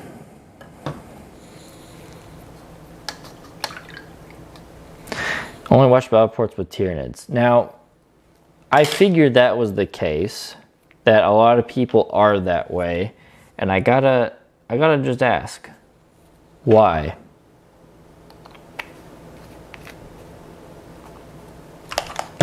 Nice mixture. That's, yeah, I wanna keep a nice variety. Not all battle reports, not all tactics, but spore chimneys. There you go.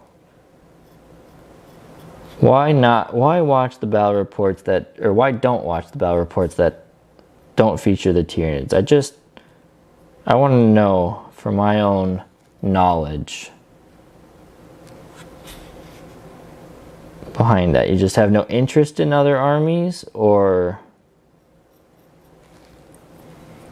Because I think the battle reports are good for getting an idea how other armies play, so you kind of learn more of it.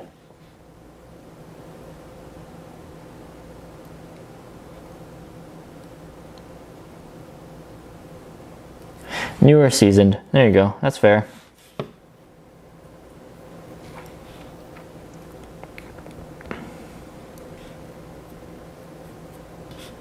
Yeah, I guess I wouldn't watch. Well, I don't know. I guess it does just depend. I like watching the battle reports for other armies. I do like seeing other Tyranid players play, but I also like to see other armies, so I kind of know what to expect, how other armies work. But that's me. Okay, fair enough. Well, you got a Tyranid battle report coming tomorrow, so you'll get to it is Grey Knights versus Tyranids.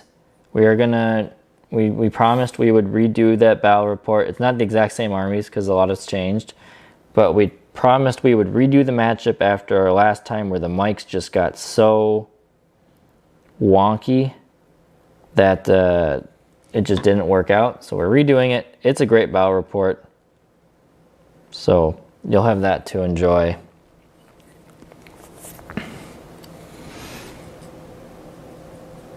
"23 years in just Tyranids." I am impressed.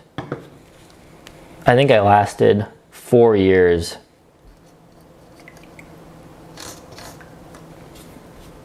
Yeah, that's fair. That's fair, Necromancer. Goblin. I'm mostly like, oh yeah, my brain just goes in different directions.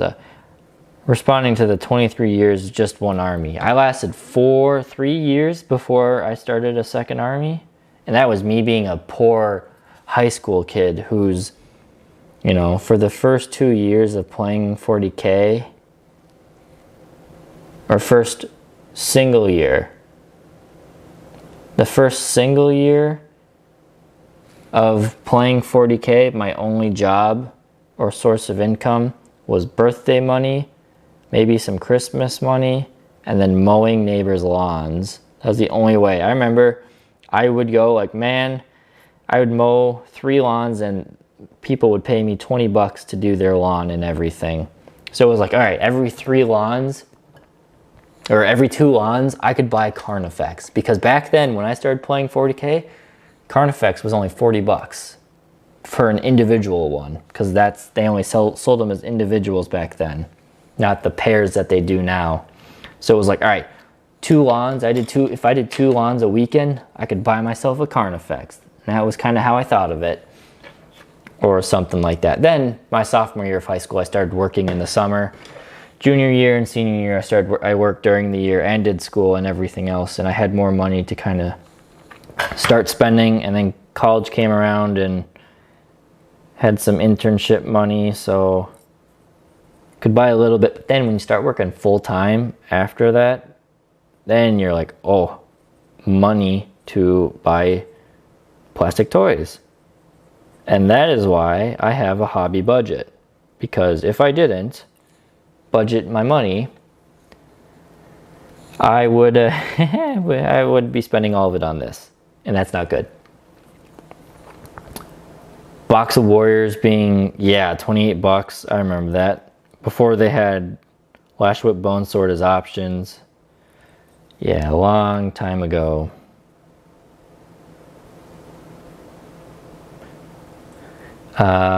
Necromancer, so new players would learn to watch their factions, seasons, or yeah, that's, yeah, I agree.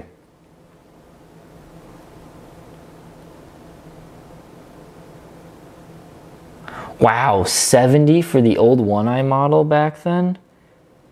Holy cow, that's like 150 bucks now. It's not that bad, but 120 or something in GW inflation is way higher than standard inflation. Or lower. I mean, you could look at it.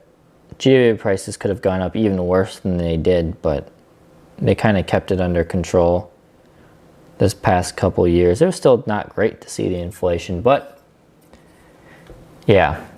Jason, Eldar Wraith armies are cool. Well, that's unfortunate because Sam is not a fan of the Wraith armies, but he does have a Wraith Lord from the Combat Patrol, so you'll see at least one Wraith next time you see the Eldar on.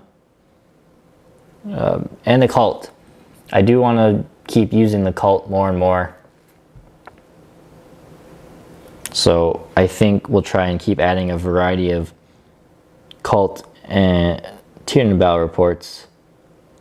My goal is to always have at least one battle report a month be Tyranids, and then have Tyranids in it, and then for the other one it would be maybe Cult or maybe Tyranids or maybe 2 other armies. You don't know, but Tyranids will be in at least one every month. And then who knows about the rest. I was doing watching some tier ranking videos of people rating the codexes now that the new Warzone Nephilim is out. And I learned that all of my armies I have besides Tyranids are in the D tier for codexes.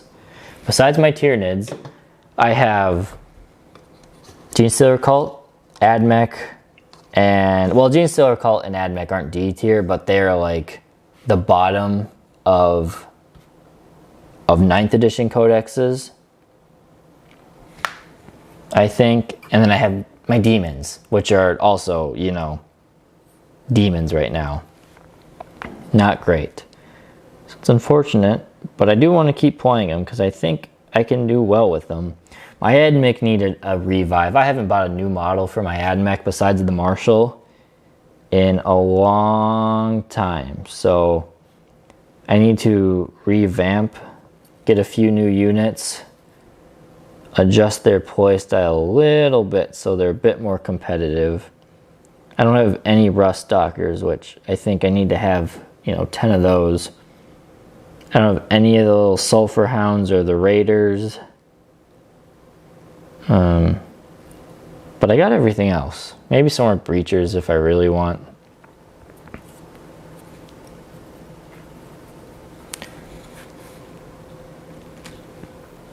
It's 10, wow, it's already 10:05. Boy, okay, I should probably call it in the next 20, yeah, at 10:30 I'll probably have to call here just so I have time. I gotta get some chores done around the house before do more filming later today.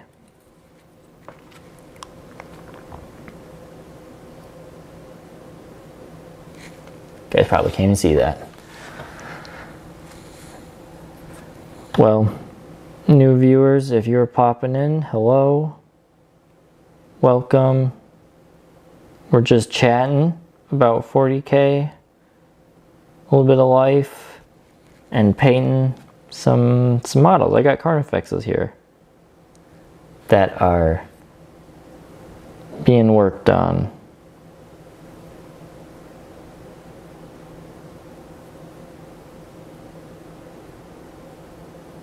And they are close to being done. More or less. Well, after this guy, I'll have 2 of them done. And I got to get the 3rd one, do the orange on them.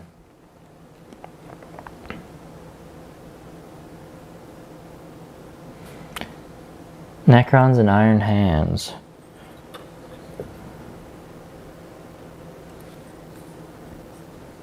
Started Nids in 6th. Wow, Nids in 6th were, what a time. What a time. They were in a weird place. If you played Nids like at the start of 6th edition, I think, in my personal opinion, besides when the 9th edition codex was out before the nerfs, Nids at the very start of 6th edition, while they were still using their 5th edition codex, they were the strongest.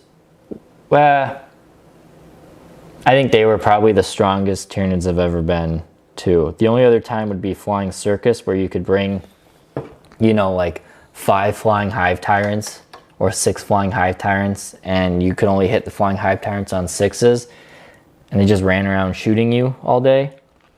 That was a dumb point of, I think that was 7th edition. That was also one of the more stronger times, but that was not a fun, maybe it was fun for one game.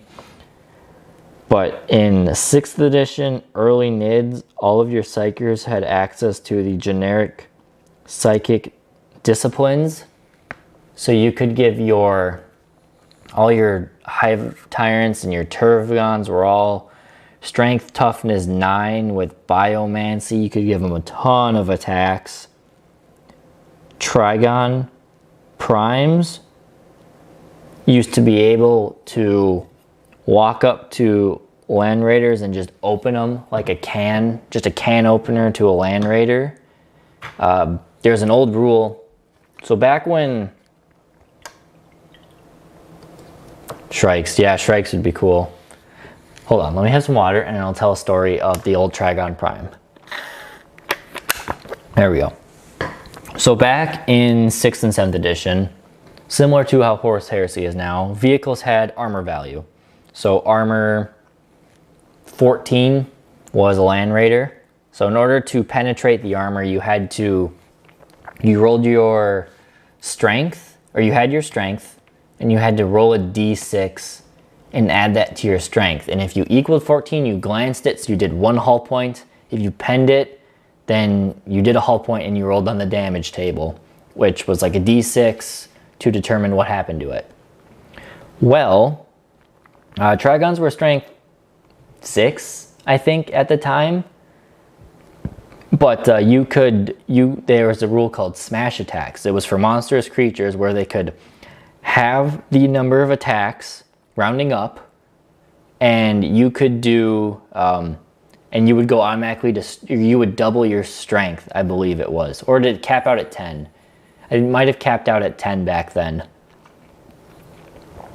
So then what would happen is a Trigon still had 6 attacks. So you would do a smash attack, cut him down to 3 attacks. You could if you hit the Land Raider, you still have to hit him unless he was immobilized and they automatically hit. But then they would wound on 4 pluses. You would glance it, and then on 5 pluses you could, do damage to it. You could potentially just explode it in one shot. So Trigon Primes could zip up, and they could glance it to death very quickly, or they could pen it, and it would just blow up like that. Hive Tyrants could do something very similar, where if you put the Biomancy, they would be Strength Toughness 9. Now you did not need to do your smash attacks, so you just used your 4 or 5 attacks you had back then. Might have only been 4.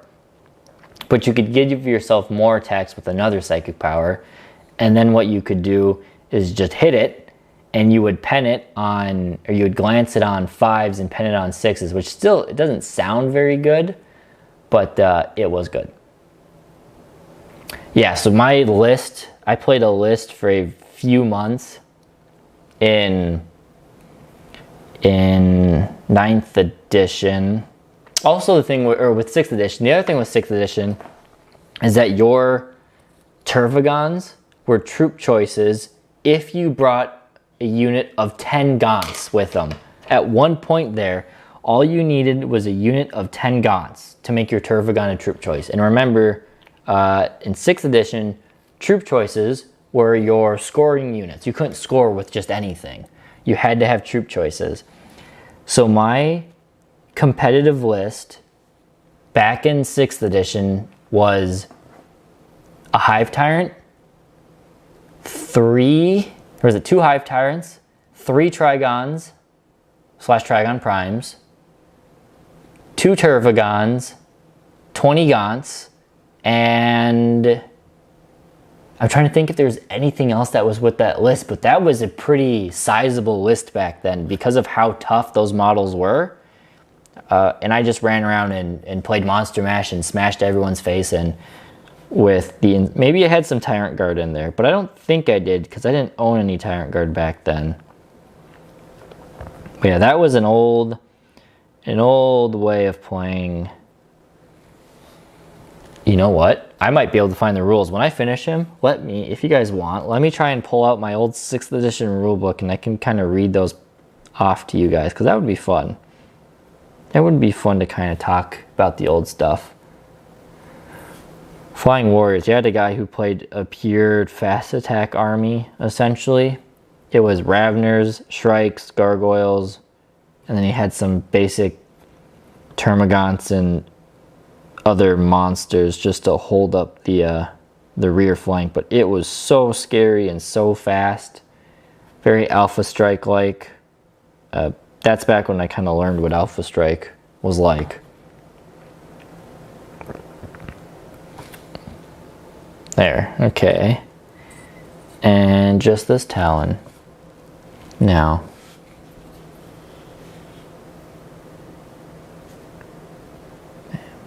Bam, bam.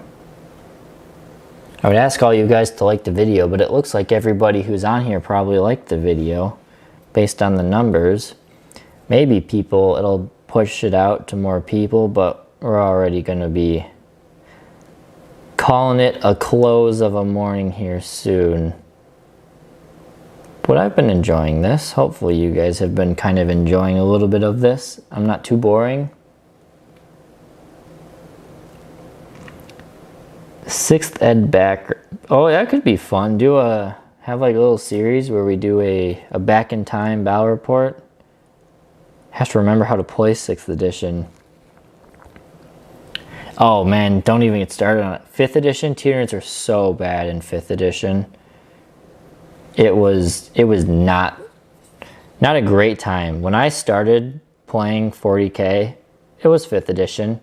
And everyone's like, oh, what army are you going to play? Because I was a little, I don't know, what was you 14? I was 14 as a freshman in high school. So, you know, got to be nice to the new kid. Literally kid. And like, what are you going to play? Like, oh, I think Tyranids look cool. And like, oh, cool. Be prepared to lose your first 20 games. I'm like, what? It's like, yeah, Tyranids they're not good right now. It's like, oh no. But I bought them, and I played them anyway. And I did lose like my first 5 games. Technically not all of them, because I did tie one of them. But tied one against a guy, really good player. Or I should say, I mean, he's good, but a really fun player to play against, and he's still around playing games. So, I mean, he's probably twice my age or something, but that's okay. All right. We got 2 Carnifexes done. Fully, one of them just needs, oh no, I gotta finish their tongues and stuff. That's okay. Yeah, 5th edition was not fun for the Tyranids, mainly because the old Fearless rule was not a rule you wanted to have. I'm looking, here we go. Oh, transfers. For those,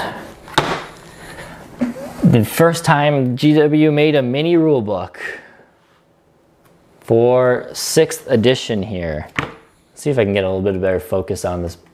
Oop, wrong button. Oh, Gene Stealers were one of the best parts.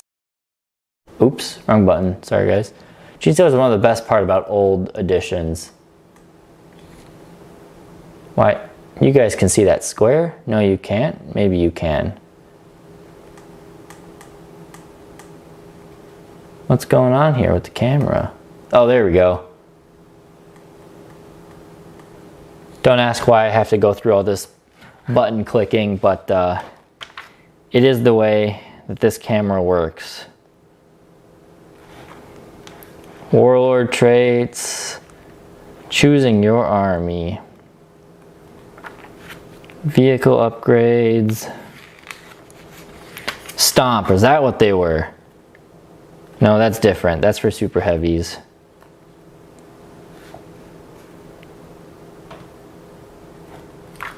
Walker, oh, walkers were an old thing.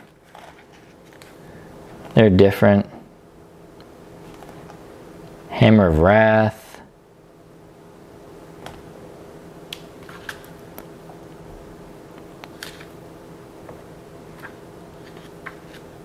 Look at this stuff.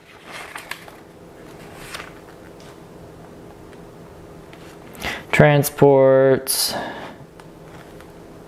Where is the psychic phase? Creature type. Oh wait, did they talk about that smash rule in here? Flying monsters creatures are different.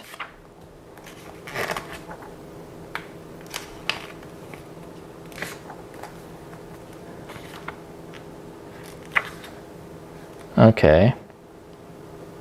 Weapons, shooting phase, psychic phase, here we go. The psychic phase. Oh, force weapons. Oh, force weapons. Ew. Yeah, that was a thing.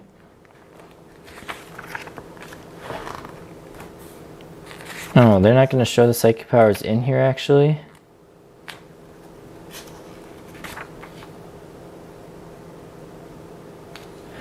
All the types of powers. Psychic disciplines. Sanctic, Malefic. Those are all for Grey Knights, though. Ah, they're not in here. Well, that's unfortunate.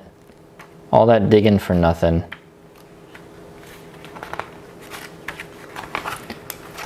Do you guys who are watching, I'm going to keep asking you questions. Oh, look, there's the old harpy, or hive crone. Oh, here they are. Haha! Hold on, before I ask you questions. I knew they were in here. So we had good old Iron Arm. +3 to the strength and toughness and gains the smash special rule. So that was that one I was talking about. Oh yeah, so Hive Tyrants could. Let's go smash before we go any farther. I want to find smash so I know I'm not talking up my butt here about smash being a thing. Universal special rules, something I hope they go back to in 10th edition. Because they are not smash. Here we are. All of the close combat, can you even see that? You probably can't see that all that well. I'll read it to you guys. All of the close combat weapons except Hammer of Wrath attacks of this model, in which the special will resolve the AP2 unless attacking with AP1 weapons additionally. Okay, so you gain AP. AP2 is the same as like AP -4 in this case. It can choose to make a single smash attack instead to a maximum of 10. So I was right. Oh, and you can reroll armor pens. That's right. You can reroll armor pens. Okay. Well, yeah, without going too much into it. So anyway, psychic power. We had Iron Arm. So +3 to strength and toughness was awesome. -1 strength and toughness. Leaf Light. That one they took straight from the Hive Tyrant or everything.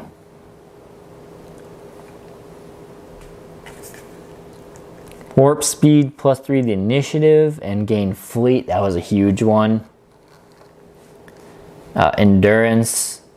Feel no pain. 4+ Eternal Warrior and Relentless. I don't think we could take Divination as Tyranids. We could take Malefic? Pyromancy, I think, was the other one.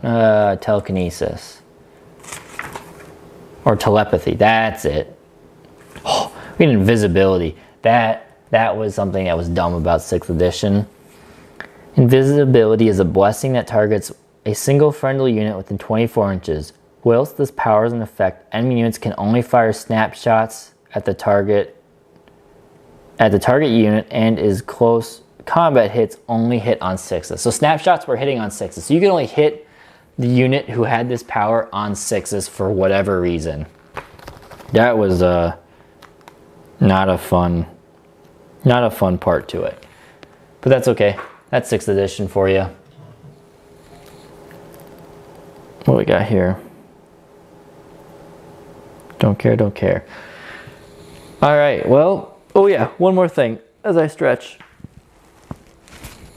For any of you guys who are still on, the 8 of you, awesome. Sam and I are thinking of doing a 30K week series where it would start with, I don't know, 5 videos in a row, 5 like just 8 to 10 minute videos of how to play 30K.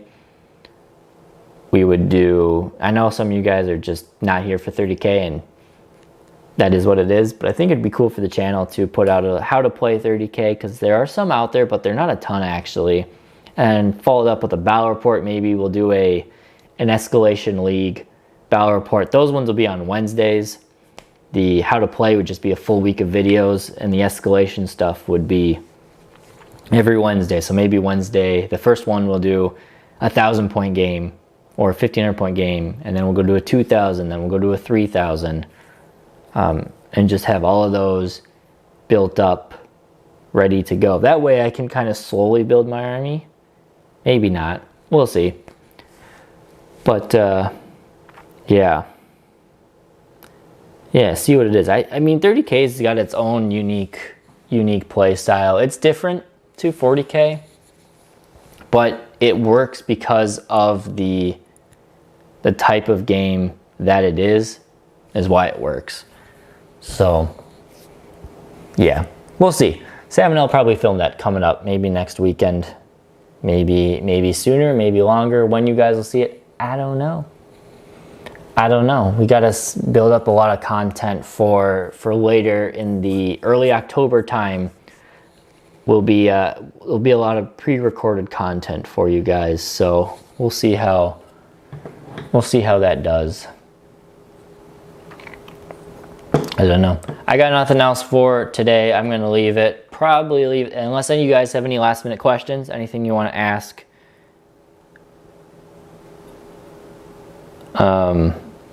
Kill team bat reps. That's okay. Yeah, I can talk about those. Anyone else, you can post any last minute questions. We'll leave you with these 2 Carnifexes here that I got finished up. Minus their guns today. And their mouths need a little bit of detailed work. But kill team battle reports, that is something we have considered because they would be quicker to film. We would have to learn kill team, and we could easily have extra, or easy to put together a bunch of armies for kill team, and easy to do terrain for kill team and stuff. It is something we are considering, and we might do it here in the future. I just, yeah. Stand for D&D questions. Yeah, I think it would be cool to do some kill team. There's just there's a lot when it comes to just the 4 of us here right now who are making videos or are working. Let you in a little secret. So it is I do, because this is my channel, I do 90% of the overall work, maybe 8, depending on for overall work. Going in on specifics of each video, maybe Connor, Calvin, or Sam help out more on specific videos, but I do almost all of the editing. Calvin is starting to help out with a little bit more on those, so that's cool. I do most of the editing. I do most of the prep work. The studio is in my basement, so it's all on me to try and have time to do it all. Connor, Sam, and Calvin all help contribute because it's a lot more fun to do it with friends than it is to do by yourself. So having them is great. The So yeah, it's more on me to learn, but if I can get one of them to spearhead how to learn Kill Team and then do some Kill Team battle reports, that could be fun, because you could do some cool narrative games. They don't all, Kill Team does not by any means need to be competitive, but we just have to learn how to do it. And I'm sure between all of our armies we have, well no, because Kill Team has their own, yeah, they have their own way you have to create armies. So we could probably make armies for every Kill Team. Maybe we'll play a little bit more of it. Yeah, when they come out with the new Zone Mortalis stuff, we could do some Kill Team stuff there. Depending on what this launch is. I don't know what this launch will be, but maybe we'll see. We'll see. We'll look into that. Necromancer, Goblin. Yeah, offer still stands on D&D questions. I might need some, we'll see. If you know of a place where I can get some good one-off, maybe some pre-written one-off campaigns that have a lot of sustenance to it, that I can just modify for my own, that a great place to look for there. That would be awesome. Or how to play. I need some how to play guides, because I know how to do the role playing, but the D&D uses a different rule/dice system than only war that I know. So I need to learn a little bit different there. And then yeah, how to play Kill Team. Well, once somebody figures out how to play Kill Team of the 4 of us, then we could do a how to play Kill Team as well. Anything to just grow this channel. Like I said, we had a goal. Actually, we beat that. The goal was to see if we get to 1,000 subscribers, and we're past that. We are on our way to 3,000 subscribers very soon. Probably, if not this month, next month we should hit 3,000 subscribers. So that'll be awesome. After 3,000, 4,000, 5,000 could be cool. I would love to have this channel have a huge boost, and we want to be prepped, have our battle reports up to a great standard, keep improving on those, improve all of our just quality for when 10th edition drops. I think 10th edition will be a huge boost for us. Probably new people will come, or people will come back, new people will join in. So we're looking forward to 10th edition down on the horizon there. Basically just take what you need from different books. Okay. Yeah, I can do that. I think Sam has a lot of the D&D books on him, so I'll just kind of borrow those from him as well. So that'll be cool. Sweet. All right. Well, if that is it, then I think thank you everybody who is watching or has been watching. If you're not currently, but you were earlier. This is how long we've been going here, for 3 hours. It's a good time. Let me know what you guys thought of this. Good. Should I do it, here and there again, or maybe wait? Not other improvements you want to see to it? Let me know. That's about all I got. And enjoy a great rest of your day. Sadly, no new Tyranids. We were really hoping maybe next review. That's what we got. Thank you guys for watching. We'll catch you next time here at Maelstrom Gaming Studios.